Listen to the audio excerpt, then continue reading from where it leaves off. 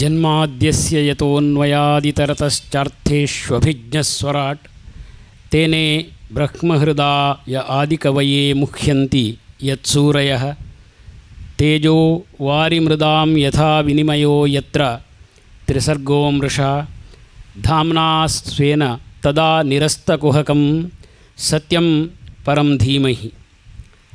ನಾರಾಯಣಂ ನಮಸ್ಕೃತ್ಯ ನರಂ ಚೈವ ನರೋತ್ತಮಂ ದೇವೀಂ ಸರಸ್ವತೀಂ ವ್ಯಾಸಂ ತತೋ ಜಯಮುದೀರಯೇತ್.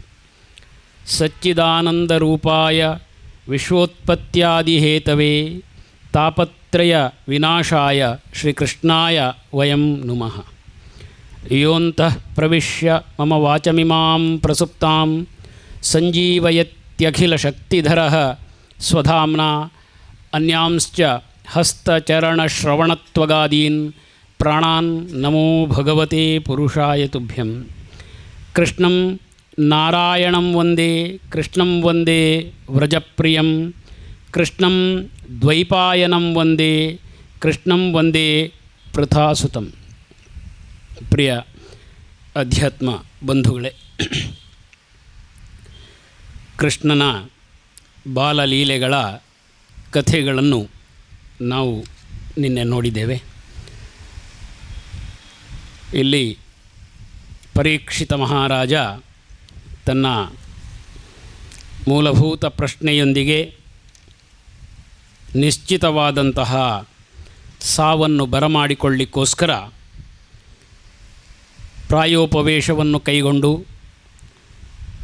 ಈ ಮಧ್ಯೆ ಆಗಮಿಸಿರುವಂತಹ ಶುಕಮುನಿಗಳಲ್ಲಿ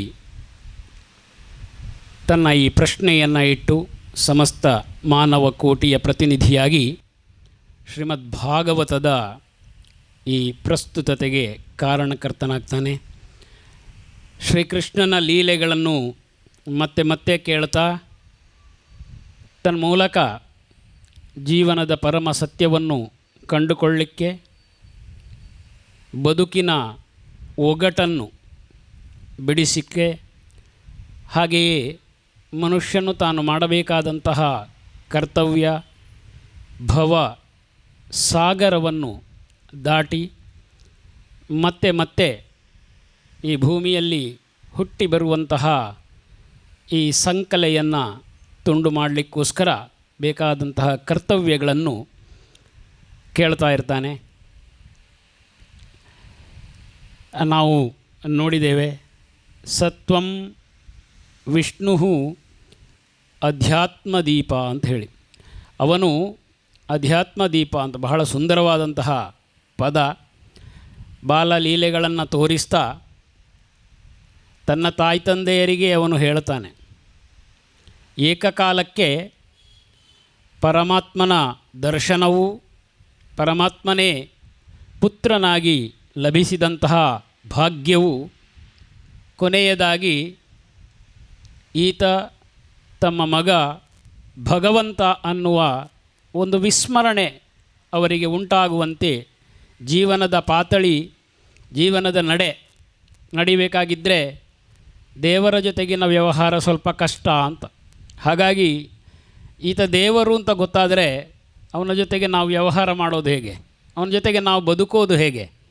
ಹಾಗಾಗಿ ಒಂದು ಮಾಯಾಮಯವಾದಂತಹ ಒಂದು ಭ್ರಮ ಜಗತ್ತನ್ನು ನಾವು ಕಾಣ್ತಾ ಇರ್ತೇವೆ. ಆ ಭ್ರಮೆಯನ್ನೇ ಸತ್ಯ ಅಂತ ನಂಬಿ ನಾವು ಬದುಕಬೇಕು.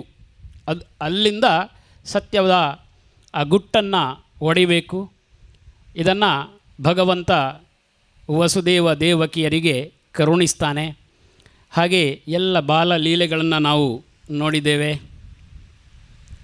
ಯಶೋದೆಯನ್ನು, ಅವಳಿಗೆ ಗೊತ್ತಿಲ್ಲ ತನ್ನ ಮಗ ಭಗವಂತ ಅಂತ. ಆದರೆ ಎಲ್ಲ ಬಾಲಕರಲ್ಲಿಯೂ ನಾವು ಭಗವಂತನನ್ನು ಕಾಣುವಂಥವರು. ನಮ್ಮೆಲ್ಲ ನೂರಾರು ವರ್ಷಗಳ ಇತಿಹಾಸದಲ್ಲಿಯೂ ಕೂಡ ಪ್ರತಿ ವರ್ಷವೂ ಕೂಡ ನಾವು ಕೃಷ್ಣನ ಜನ್ಮದ ಉತ್ಸವವನ್ನು, ಅದೇ ಸಂಭ್ರಮ, ಯಾವ ಸಂಭ್ರಮವನ್ನು ಗೋಕುಲವು ನೋಡಿತೋ ಅದೇ ಸಂಭ್ರಮವನ್ನು ಇವತ್ತು ಕೂಡ ನಾವು ನೋಡ್ತೇವೆ. ನೂರಾರು ಕೃಷ್ಣರನ್ನು ನಾವು ಕಾಣ್ತೇವೆ, ಆ ನೆನಪನ್ನು ಮತ್ತೆ ಮತ್ತೆ ಮಾಡ್ತೇವೆ. ಅದೇ ಸಂಭ್ರಮ, ಅದೇ ಉಲ್ಲಾಸ. ಯಾವ ಯಶೋದೆ ಕೃಷ್ಣನನ್ನು ಮಣ್ಣು ತಿಂದ ಅಂತ ಹೇಳಿ ಶಿಕ್ಷಿಸ್ತಾಳೋ ಅದನ್ನು ಬಹಳ ಸುಂದರವಾಗಿ ಹೇಳಿದ್ದಾರೆ. ಒಬ್ಬ ಕವಿ ಹೇಳ್ತಾನೆ, ಕೃಷ್ಣ ಮಣ್ಣು ತಿಂದ ಅಂತ ದೂರು. ಮಕ್ಕಳು ಮಣ್ಣನ್ನು ಬಾಯಿಗೆ ಹಾಕ್ಕೊಳ್ತಾರೆ. ಬಲರಾಮ ಬಂದು ಹೇಳಿದನಂತೆ, ಕೃಷ್ಣ ಮಣ್ಣು ತಿಂದ ಅಂತ. ಇಲ್ಲಮ್ಮ, ನಾನು ಮಣ್ಣು ತಿನ್ನಲಿಲ್ಲ. ಹುಸಿದನೆ ಮಗ್ರಜಂ ಅಂತ ಹೇಳ್ತಾನಂತೆ. ಸುಳ್ಳು ಹೇಳಿದ ಅಣ್ಣ ಅಂಥೇಳಿ.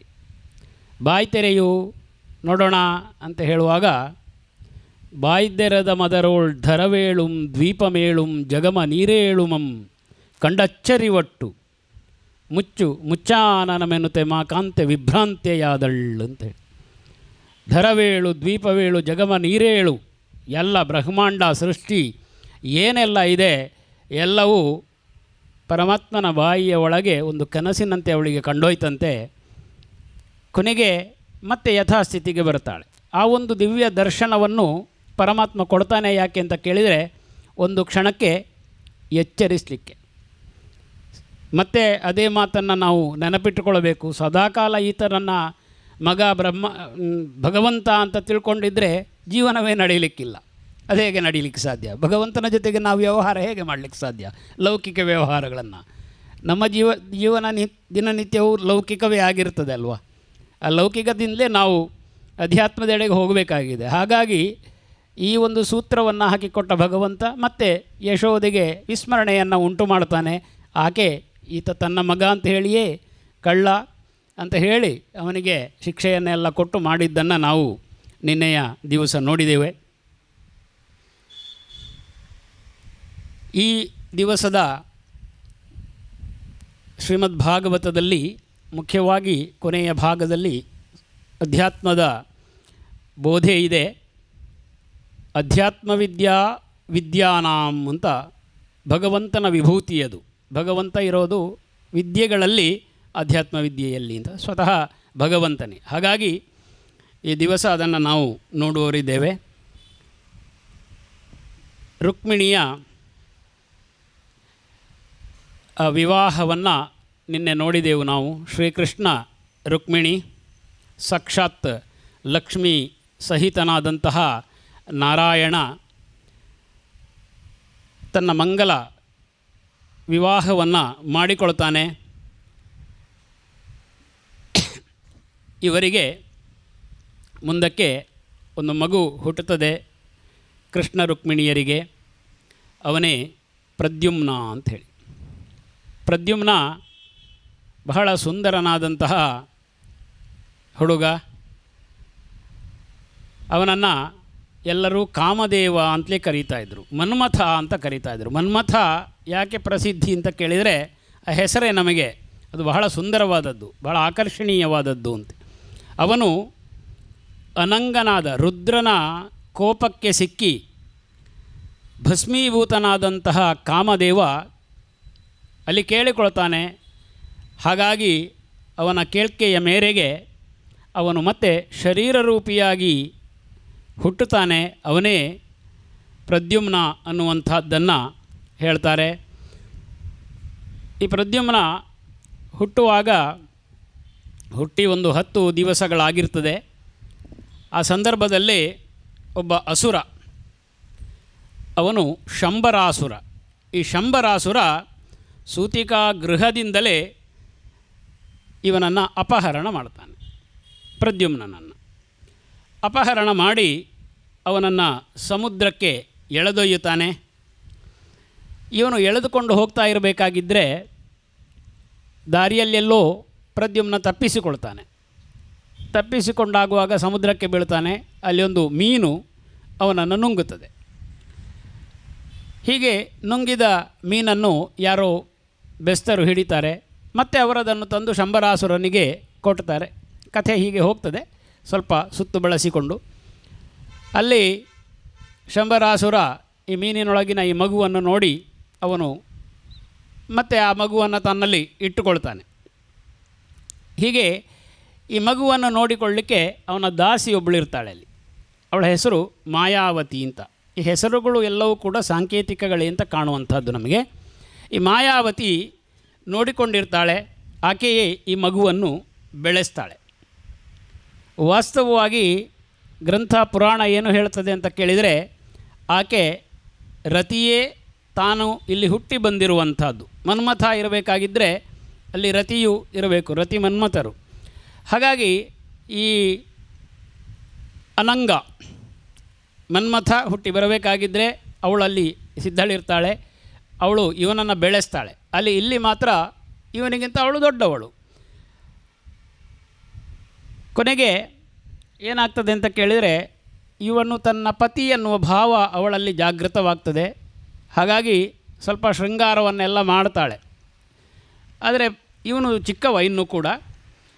ಕೊನೆಗೆ ಅವಳು ಮಹಾಮಾಯಾ ಮಂತ್ರವನ್ನು ಅವನಿಗೆ ಬೋಧಿಸ್ತಾಳೆ. ಅವಳು ಶಂಬರನ ದಾಸಿಯಾಗಿದ್ದರೂ ಕೂಡ ಪ್ರದ್ಯುಮ್ನನನ್ನು ರಕ್ಷಣೆ ಮಾಡಲಿಕ್ಕೋಸ್ಕರ ಅವನ ಪರವಾಗಿ ನಿಲ್ಲುತ್ತಾಳೆ ಅವಳು. ಕೊನೆಗೆ ಶಂಬರನ ಜೊತೆಗೆ ಯುದ್ಧ ಆಗ್ತದೆ. ಕುತೂಹಲಕಾರಿ ಅಂಶ ಅಂದರೆ, ಶ್ರೀಮದ್ ಭಾಗವತ ಇಲ್ಲಿ ಕೃಷ್ಣನ ಬಗ್ಗೆ ಏನು ಉಲ್ಲೇಖವನ್ನೇ ಮಾಡೋದಿಲ್ಲ. ಮಗ ಅಪಹರಣಕ್ಕೀಡಾಗಿದ್ದರೂ ಕೂಡ ಕೃಷ್ಣನ ಬಗ್ಗೆ ಸೂಚ್ಯವಾಗಿ ಮೌನವಾಗಿ ಇದೆ. ಕೊನೆಗೆ ಶಂಬರಾಸುರನ ಜೊತೆಗೆ ಯುದ್ಧ ಆಗ್ತದೆ. ಶಂಬರಾಸುರ ಸತ್ತೋಗ್ತಾನೆ. ಅಲ್ಲಿಂದ ದ್ವಾರಕೆಗೆ ಬರ್ತಾನೆ. ಹೀಗೆ ಬರಬೇಕಾಗಿದ್ದರೆ ಇವನು ತರುಣನಾಗಿರ್ತಾನೆ ಪ್ರದ್ಯುಮ್ನ. ಅಷ್ಟು ಸಮಯ ಕಳೆದು ಹೋಗಿರ್ತದೆ. ಅಲ್ಲಿ ರುಕ್ಮಿಣಿ ಎದುರುಗೊಳ್ತಾಳೆ. ಅಲ್ಲಿಯ ಅರಮನೆಯಲ್ಲಿದ್ದವರೆಲ್ಲ ಅಚ್ಚರಿ ಪಡ್ತಾರೆ. ಕೃಷ್ಣನ ಹಾಗೆ ಇರುವಂಥ ಇನ್ನೊಬ್ಬ ವ್ಯಕ್ತಿ ಇಲ್ಲಿ ಕಾಣಿಸಿಕೊಳ್ತಾ ಇದ್ದಾನೆ, ಇವನು ಯಾರು ಅಂತ ಅವರೆಲ್ಲ ಅಚ್ಚರಿ ಪಟ್ಟುಕೊಂಡು ನೋಡ್ತಾ ಇರ್ತಾರೆ. ರುಕ್ಮಿಣಿಗೂ ಕೂಡ ತಿಳಿದಿರೋದಿಲ್ಲ. ಇಲ್ಲಿ ಹೊತ್ತಿಗೆ ನಾರದರು ಆಗಮಿಸ್ತಾರೆ. ನಾರದರು ಎಲ್ಲ ಕಥೆಗಳನ್ನು ಸವಿಸ್ತಾರವಾಗಿ ಹೇಳ್ತಾರೆ ಮತ್ತು ಪ್ರದ್ಯುಮ್ನ ಮತ್ತೆ ತನ್ನ ತಂದೆ ತಾಯಿಗಳ ಜೊತೆಗೆ ಸೇರಿಕೊಳ್ತಾನೆ ಅಂತ ಕಥೆ ಹೇಳ್ತದೆ. ಸುಮಾರು ಕೃಷ್ಣನ ಬೇರೆ ಬೇರೆ ಸಾಹಸ ಮತ್ತು ಕೃಷ್ಣ ಮಾಡಿದ ವಧೆಗಳು ಇತ್ಯಾದಿಗಳ ಕಥೆಗಳು ಮುಂದಕ್ಕೆ ನಾವು ಕೇಳ್ತಾ ಹೋಗ್ತೇವೆ. ಕೃಷ್ಣ ಸ್ವಲ್ಪ ತನ್ನ ಪ್ರೌಢಾವಸ್ಥೆಗೆ ಬಂದ ನಂತರ ಘಟನೆಗಳು. ಹಾಗಾಗಿ ಅಲ್ಲಿ ಪ್ರಸಿದ್ಧವಾದ ಒಂದು ಕಥೆ ಏನು ಅಂತ ಕೇಳಿದರೆ, ಸ್ಯಮಂತಕ ಮಣಿಯ ಕಥೆಯನ್ನು ನಾವು ಕೇಳ್ತೇವೆ. ಪ್ರಸಿದ್ಧವಾಗಿದೆ, ನಾವು ಪದ್ಯಗಳಲ್ಲಿ ಇತ್ಯಾದಿಗಳೆಲ್ಲ ಕೇಳಿರುವಂಥದ್ದೇ. ಸ್ಯಮಂತಕ ಮಣಿ ಭಗವಾನ್ ಸೂರ್ಯನು ಕೊಟ್ಟಂತಹ ಮಣಿ. ಸತ್ರಾಜಿತ ಅಂತ ಒಬ್ಬ ಯಾದವ ಇರ್ತಾನೆ. ಆ ಯಾದವ ಸೂರ್ಯನನ್ನು ಕುರಿತು ತಪಸ್ಸು ಮಾಡ್ತಾನೆ. ತಪಸ್ಸು ಮಾಡಿ ಅವನಿಗೆ ಸ್ಯಮಂತಕ ಮಣಿಯ ಪ್ರಾಪ್ತಿಯಾಗ್ತದೆ. ಈ ಸ್ಯಮಂತಕ ಮಣಿಯನ್ನು ಅವನು ಮನೆಗೆ ತಂದಿರ್ತಾನೆ. ದಿವ್ಯ ಪ್ರಭೆಯುಳ್ಳಂತಹ ಮಣಿ, ಬಹಳ ಅಪೂರ್ವವಾದ ಮಣಿ. ವಿಶೇಷ ಏನು ಅಂತ ಕೇಳಿದರೆ, ಅದು ಪ್ರತಿ ದಿವಸ ಚಿನ್ನವನ್ನು ಉತ್ಪತ್ತಿ ಮಾಡ್ತಾ ಇರ್ತದೆ ಅಂತ. ಚಿನ್ನದ ಬಗ್ಗೆ ಸಹಜವಾಗಿ ಎಲ್ರಿಗೂ ಮೋಹ. ನಮ್ಮ ಮನೆಯಲ್ಲೂ ಒಂದಷ್ಟು ಏನಾದರೂ ಒಂದು ಚಿನ್ನ ಉತ್ಪತ್ತಿ ಮಾಡುವ ಒಂದು ಮೆಷಿನ್ ಇದ್ದರೆ ಭಾಳ ಒಳ್ಳೆಯದಿರುತ್ತದೆ ಅಂತೇಳಿ. ಹಾಗಾಗಿ ಈ ಸ್ಯಮಂತಕ ಮಣಿ ಚಿನ್ನವನ್ನು ಉತ್ಪತ್ತಿ ಮಾಡ್ತಾ ಇರ್ತದೆ. ಹಾಗಾಗಿ ಸುಮಾರು ಜನಕ್ಕೆ ಅದರ ಮೇಲೆ ಒಂದು ಕಣ್ಣು ಬೀಳ್ತದೆ. ಹಾಗಿರುವಾಗ ಈ ಉಗ್ರಸೇನ ಮಹಾರಾಜ ರಾಜನಾಗಿರ್ತಾನೆ. ಅವನಿಗೋಸ್ಕರ ಶ್ರೀಕೃಷ್ಣ ಸತ್ರಾಜಿತನಲ್ಲಿ ಕೇಳ್ತಾನೆ, ನೋಡು, ಮಣಿಗಳು ಶ್ರೇಷ್ಠವಾದದ್ದು ಎಲ್ಲ ಇರಬೇಕಾದದ್ದು ರಾಜರ ಹತ್ರ. ಹಾಗಾಗಿ ಈ ಮಣಿಯನ್ನು ನೀನು ರಾಜರಿಗೆ ಒಪ್ಪಿಸು. ನಿನಗೆ ಯಾಕೆ ಮಣಿ, ಅದರ ಪ್ರಯೋಜನ ನಿನಗೇನು ಅಂತ ಕೇಳ್ತಾನೆ. ಆದರೆ ಅವನು ಒಪ್ಪೋದಿಲ್ಲ ಸತ್ರಾಜಿತ. ಕೊನೆಗೆ ಕಾಲ ಹೋಗ್ತಾ ಇರ್ತದೆ. ಹೋಗ್ತಾ ಇರಬೇಕಾಗಿದ್ದರೆ ಇವನ ತಮ್ಮ, ಸತ್ರಾಜಿತನ ತಮ್ಮ ಪ್ರಸೇನ ಇದನ್ನು ತನ್ನ ಕುತ್ತಿಗೆಯಲ್ಲಿ ಧರಿಸಿಕೊಂಡು ಇವನು ಬೇಟೆಯಾಡಲಿಕ್ಕೆ ಅಂತ ಕಾಡಿಗೆ ಹೋಗ್ತಾನೆ. ಕಾಡಿಗೆ ಹೋದಾಗ ಅಲ್ಲಿ ಒಂದು ಸಿಂಹವು ಇವನನ್ನು ಕೊಂದು ಹಾಕ್ತದೆ. ಕೊಂದು ಹಾಕಿ ಈ ಮಣಿಯನ್ನು ಅದು ಎತ್ತಿಕೊಂಡು ಹೋಗ್ತದೆ. ಕೊನೆಗೆ ಈ ಸಿಂಹವನ್ನು ಜಾಂಬವಂತ ಕೊಂದು ಹಾಕ್ತಾನೆ. ಆ ಮಣಿಯನ್ನು ಅವನು ಇಟ್ಟುಕೊಳ್ತಾನೆ. ಈ ಕಡೆ ಪ್ರಸೇನ ಇಲ್ಲ ಅಂತಾಗುವಾಗ ಸಹಜವಾಗಿ ಮನುಷ್ಯರಿಗೆ ಯಾರ್ಯಾರೆಲ್ಲ ಈ ಮಣಿಯ ಮೇಲೆ ಕಣ್ಣಿಟ್ಟಿದ್ರು, ಯಾರು ಮಣಿಯನ್ನು ಕೇಳಿದರು ಅಂತ ಒಂದು ಸಣ್ಣ ಗುಪ್ತಚರ ಕೆಲಸ ಆಗ್ತದೆ. ಆಗ ಸತ್ರಾಜಿತ ಹೇಳ್ತಾನೆ, ಕೃಷ್ಣ ಕೇಳಿದ್ದ, ಆದ್ದರಿಂದ ಇರಬಹುದು ಅವನೇ ಅಂತ ಒಂದು ಸಂಶಯದ ಸೂಚನೆಯನ್ನು ಮಾಡ್ತಾನೆ. ಕೃಷ್ಣನಿಗೆ ಈ ಮಾತು ಕೇಳಿ ಬರ್ತದೆ. ಹಾಗಾಗಿ ಸತ್ಯವನ್ನು ಜಗತ್ತಿಗೆ ಸಾರಬೇಕು ಅಂತ ಕೃಷ್ಣ ಪರಮಾತ್ಮ ತಾನು ಈ ಮಣಿಯನ್ನು ಹುಡುಕ್ತಾ ಹೋಗ್ತಾನೆ. ಹೋಗ್ತಾ ಹೋಗ್ತಾ ಪ್ರಸೇನ ಹೋದ ದಾರಿ ಗೊತ್ತಾಗುತ್ತೆ. ಅಲ್ಲಿ ಸಿಂಹವು ಕೊಂದು ಹಾಕಿದ್ದು ಕೂಡ ತಿಳಿಯುತ್ತದೆ. ಅಲ್ಲಿಂದ ಜಾಂಬವಂತನ ಗುಹೆಗೆ ತಲುಪ್ತಾನೆ. ಜಾಂಬವಂತನ ಗುಹೆಯಲ್ಲಿ ಅವನ ಮಗಳು ಜಾಂಬವತಿ ಇರ್ತಾಳೆ. ಜಾಂಬವಂತ ಅವನಿಗೆ ಕೃಷ್ಣನ ಪರಿಚಯ ಏನೂ ಇರೋದಿಲ್ಲ. ಜಾಂಬವಂತ ಯುಗಾಂತರದಿಂದ ಇರುವವನು. ಅವನು ಶ್ರೀರಾಮನ ಜೊತೆಗಿದ್ದಂತಹ ವ್ಯಕ್ತಿ. ಅವನು ಶ್ರೀಕೃಷ್ಣನ ಯುಗಕ್ಕೂ ಕೂಡ ಅವನು ಅಲ್ಲಿ ಇರ್ತಾನೆ. ಹಾಗಾಗಿ ಅವನಿಗೆ ಗೊತ್ತಿರೋದಿಲ್ಲ. ಕೃಷ್ಣ ಮಣಿಯನ್ನು ಕೇಳ್ತಾನೆ, ಆದರೆ ಜಾಂಬವಂತ ಒಪ್ಪೋದಿಲ್ಲ. ಕೊನೆಗೆ ಕೃಷ್ಣನಿಗೂ ಜಾಂಬವಂತನಿಗೂ ಹೋರಾಟ ನಡೀತದೆ. ಸ್ವಲ್ಪ ದೀರ್ಘಕಾಲ ಒಂದು ಹೋರಾಟವನ್ನು ಮಾಡ್ತಾರೆ. ಕೊನೆಗೆ ಎಷ್ಟು ಅಂತ ಹೇಳಿದರೆ 12 ದಿವಸಗಳ ಕಾಲ ಹೋರಾಟ ನಡೀತದಂತೆ. ಆದರೆ ಯಾರೊಬ್ಬರು ಸೋಲನ್ನು ಒಪ್ಪಿಕೊಳ್ಳೋದಿಲ್ಲ. ಆದರೆ ಕೊನೆಯ ಕ್ಷಣಕ್ಕೆ ಜಾಂಬವಂತನಿಗೆ ಒಂದು ಅನುಮಾನ ಬರ್ತದೆ. ಈ ಕೃಷ್ಣನ ನಡೆ ನುಡಿಗಳನ್ನು ನೋಡುವಾಗ ಅವನಿಗೆ ಶ್ರೀರಾಮನ ನೆನಪಾಗ್ತದೆ. ಅವನ ಸೇವಕ, ದಾಸ, ಪ್ರಭು ಶ್ರೀರಾಮನ ಹಾಗೆ ಇವನೇನೋ ಇದ್ದಾನೆ ಅಂತ ಅವನ ಮೆಲ್ಲ ವಿಚಾರಿಸ್ತಾನೆ. ಕೊನೆಗೆ ಅವನಿಗೆ ತಿಳಿದು ಬರ್ತದೆ, ಶ್ರೀರಾಮನೇ ಶ್ರೀಕೃಷ್ಣ ಭಿನ್ನನಲ್ಲ ಅಂತ. ಈಗ ಅವನು ತನ್ನ ಹೋರಾಟಕ್ಕಾಗಿ ಕ್ಷಮೆಯನ್ನು ಯಾಚಿಸ್ತಾ ಆ ಮಣಿಯನ್ನು ನೀಡ್ತಾನೆ. ಮಣಿಯನ್ನು ಕೊಟ್ಟು ಆ ಮಣಿಯ ಜೊತೆಗೆ ತನ್ನ ಮಗಳನ್ನು ಕೂಡ, ಜಾಂಬವತಿಯನ್ನು ಕೂಡ ಕೃಷ್ಣನಿಗೆ ವಿವಾಹ ಮಾಡಿ ಕೊಡ್ತಾನೆ. ಹೀಗೆ ಶ್ರೀಕೃಷ್ಣ ತನ್ನ ಮೇಲೆ ಬಂದಂತಹ ಅಪವಾದವನ್ನು ನಿವಾರಿಸಲಿಕ್ಕೋಸ್ಕರ, ಅವನಿಗೇನು ಮಣಿ ಬೇಡ, ಆದರೆ ಅಪವಾದದ ನಿವಾರಣೆ ಬೇಕಲ್ಲ, ಅದಕ್ಕೋಸ್ಕರ ಈ ಮಣಿಯನ್ನು ತಗೊಂಡು ಬರ್ತಾನೆ. ತಗೊಂಡು ಬಂದು ಆ ಮಣಿಯನ್ನು ಒಪ್ಪಿಸ್ತಾನೆ. ಈ ಸಂದರ್ಭದಲ್ಲಿ ಪಾಂಡವರು ಹಸ್ತಿನಾವತಿಯಲ್ಲಿ ಅಲ್ಲಿ ಒಂದು ಘಟನೆ ಆಗಿರುತ್ತದೆ. ಏನು ಅಂತ ಕೇಳಿದರೆ, ಈ ಪಾಂಡವರನ್ನು ಬಹಳ ಆದರ ಮಾಡಿದ ಹಾಗೆ ಮಾಡಿದಂತಹ ದುರ್ಯೋಧನ ಅವರಿಗೋಸ್ಕರ ವಾರಣಾವತದಲ್ಲಿ ಒಂದು ಹೊಸ ಅರಮನೆಯನ್ನು ಕಟ್ಟಿಕೊಡ್ತಾನೆ. ನೀವಲ್ಲಿ ಹೋಗಿ, ಬಹಳ ಪ್ರೀತಿಯಿಂದ ಹೇಳ್ತಾನೆ, ಹೋಗಿ ನಿಮಗೋಸ್ಕರ ಹೊಸ ಮನೆ ಸಿದ್ಧ ಆಗಿದೆ, ನೀವು ಖುಷಿಯಿಂದ ಅಲ್ಲಿರಬೇಕು ಅಂತ ಎಲ್ಲ ವಿನಯದ ಮಾತುಗಳನ್ನಾಡಿ ಹೋಗ್ತಾನೆ. ಆಗ ವಿದುರ, ಇವರ ಚಿಕ್ಕಪ್ಪ, ಒಂದು ಸಣ್ಣ ಸೂಚನೆಯನ್ನು ಧರ್ಮರಾಯನಿಗೆ ಕೊಡ್ತಾನೆ. ಅಲ್ಲಿ ಅರಗಿನ ಮನೆಗೆ ಇವರೆಲ್ಲ ಹೋಗ್ತಾರೆ. ಹೋಗಿ ಅರಗಿನ ಮನೆಯಲ್ಲಿ ಪಾಂಡವರು ಹೊರ ಜಗತ್ತಿಗೆ ಒಂದು ಸುದ್ದಿ ಬರ್ತದೆ, ಪಾಂಡವರು ಅರಗಿನ ಮನೆಯಲ್ಲಿ ಸುಟ್ಟು ಹೋದರು ಅಂತ ಒಂದು ಸುದ್ದಿ ಬರ್ತದೆ. ಹಾಗಾಗಿ ಶ್ರೀಕೃಷ್ಣ ಪರಮಾತ್ಮ ಬಲರಾಮನನ್ನು ಕರೆದು, ನೀನೀಗ ಹಸ್ತಿನಾವತಿಗೆ ಹೋಗಬೇಕು, ಅಲ್ಲಿ ಏನಾಗಿದೆ ಅಂತ ಮಾಹಿತಿಯನ್ನೆಲ್ಲ ನೀನು ಸಂಗ್ರಹಿಸಬೇಕು ಅಂತ ಕಳಿಸ್ತಾರೆ. ಈ ಕಡೆ ಈ ಸಂದರ್ಭದಲ್ಲಿ ಏನಾಗ್ತದೆ ಅಂತ ಕೇಳಿದರೆ, ಅಲ್ಲಿ ಒಂದು 2-3 ಮಂದಿ ಒಟ್ಟಿಗೆ ಸೇರ್ತಾರೆ ದ್ವಾರಕೆಯಲ್ಲಿ. ಅಲ್ಲಿ ಒಂದು ಸಣ್ಣ ಸಂಚು ನಡೀತದೆ. ಅಕ್ರೂರ ಅಂತ ಒಬ್ಬ ಇರ್ತಾನೆ, ಕೃತವರ್ಮ ಅಂತ ಒಬ್ಬ ಇರ್ತಾನೆ. ಅವರಿಬ್ಬರು ಸೇರಿ ಶತಧನ್ವ ಅನ್ನುವಂಥವನನ್ನು ಪ್ರೇರಣೆ ಕೊಡ್ತಾರೆ. ಒಂದು ಕೆಲಸ ಆಗಬೇಕಾಗಿದ್ದರೆ ಕರ್ತ ಅಂತ ಒಬ್ಬ ಇರ್ತಾನೆ, ಕಾರಯಿತ ಅಂತ ಒಬ್ಬ ಇರ್ತಾನೆ, ಪ್ರೇರಕ ಅಂತ ಒಬ್ಬ ಇರ್ತಾನೆ, ಮತ್ತೊಬ್ಬ ಅನುಮೋದಕ ಅಂತ ಇರ್ತಾನೆ. ಈ ರೀತಿಯಾಗಿ ಒಂದು ಕೆಲಸ ಆಗಬೇಕಾಗಿದ್ದರೆ ಇದು 4 ಇರಬೇಕಾಗುತ್ತೆ ಸಾಮಾನ್ಯವಾಗಿ.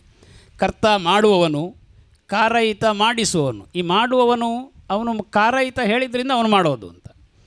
ಮತ್ತು ಅದಕ್ಕೆ ಒಬ್ಬ ಪ್ರೇರಣೆ ಕೊಡುವವನು ಇನ್ನೊಬ್ಬ ಇರ್ತಾನೆ, ಮತ್ತೊಬ್ಬ ಅನುಮೋದನೆ ಮಾಡುವ ದೂರದಲ್ಲಿರ್ತಾನೆ. ಸಿಕ್ಕಿ ಬೀಳೋದು ಕರ್ತ ಮಾತ್ರ. ಹಾಗಾಗಿ ಇಲ್ಲೇನಾಗಿದೆ ಅಂತ ಕೇಳಿದರೆ, ಶತಧನ್ವನನ್ನು ಇವರು ಹುರಿದುಂಬಿಸ್ತಾರೆ. ಹುರಿದುಂಬಿಸಿ ಯಾರು, ಅಕ್ರೂರ ಮತ್ತು ಕೃತವರ್ಮ, ಇವರು ಈ ಮಣಿಯನ್ನು ಅಪಹಾರ ಮಾಡ್ತಾರೆ. ಯಾಕೆ ಅಪಹಾರ ಮಾಡ್ತಾರೆ? ಅದು ಸಣ್ಣ ಒಂದು ವಿಷಯ ಇರ್ತದೆ. ಈ ಶತಧನ್ವನಿಗೆ ಮತ್ತು ಈ ಅಕ್ರೂರನಿಗೆ ಇವರಿಗೆಲ್ಲ ಈ ಇವನ ಮಗಳನ್ನು, ಯಾರನ್ನು, ಸತ್ಯಭಾಮೆಯನ್ನು ಮದುವೆಯಾಗಬೇಕು ಅಂತ ಇರ್ತದೆ, ಸತ್ರಾಜಿತನ ಮಗಳನ್ನು. ಆದರೆ ಅವಳನ್ನು ಕೃಷ್ಣ ಮದುವೆಯಾಗಿದ್ದಾನೆ, ಹಾಗಾಗಿ ತಮಗೆ ಸಿಗಲಿಲ್ಲ ಅನ್ನುವಂಥ ಒಳಗಿನ ಒಂದು ಅಸೂಯೆ, ಆ ಕಾರಣಕ್ಕಾಗಿ ಮಣಿಯನ್ನು ಅವರು ಅಪಹರಣ ಮಾಡ್ತಾರೆ. ಹೀಗೆ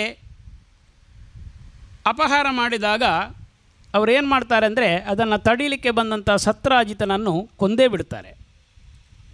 ಈಗ ಈ ಮಣಿ ಕಾಣೆಯಾಗ್ತದೆ. ಮತ್ತು ಈ ಮಣಿಯ ಸುಮಾರು ಒಂದು ಅಮೂಲ್ಯ ವಸ್ತು ಇದ್ದರೆ ಅಮೂಲ್ಯ ವಸ್ತುವಿನ ಮೇಲೆ, ಒಂದು ರತ್ನ ಇದ್ದರೆ ರತ್ನದ ಮೇಲೆ ಎಷ್ಟೋ ದೀರ್ಘಕಾಲ ಸಾವಿನ ಸರಮಾಲೆಗಳು ಸಂಭವಿಸಿದ್ದನ್ನು ನಾವು ನೋಡ್ತೇವೆ ಹಿಂದಿನ ಕಥೆಗಳಲ್ಲಿ. ಹಾಗೆ ಇದು ಒಂದು ಆಯಿತು. ಈ ಮಣಿ ಮತ್ತೆ ಕಾಣೆಯಾಯಿತು. ಸತ್ಯಭಾಮೆಯ ಗೋಳಾಟ ಹೇಳತೀರದು, ಅಪ್ಪ ಸತ್ತೋದ. ಹಾಗಾಗಿ ಮತ್ತೆ ಕೃಷ್ಣ ಬರ್ತಾನೆ. ಕೃಷ್ಣ ಹುಡುಕಾಡ್ತಾನೆ. ಅವನಿಗೆ ವಿಷಯವು ಗೊತ್ತಾಗ್ತದೆ. ಗೊತ್ತಾಗಿ ಅವನು ಶತಧನ್ವನನ್ನು ವಧೆ ಮಾಡ್ತಾನೆ. ವಧೆ ಮಾಡಿ ಈ ಮಣಿ ಆದರೆ ಅವನಿಗೆ ಸಿಗೋದಿಲ್ಲ. ಮಣಿ ಸಿಗದೇ ಇರಬೇಕಾಗಿದ್ದರೆ ಇದಕ್ಕಾಗಿ ಹುಡುಕಾಟಗಳು ನಡೀತಾ ಇರ್ತವೆ.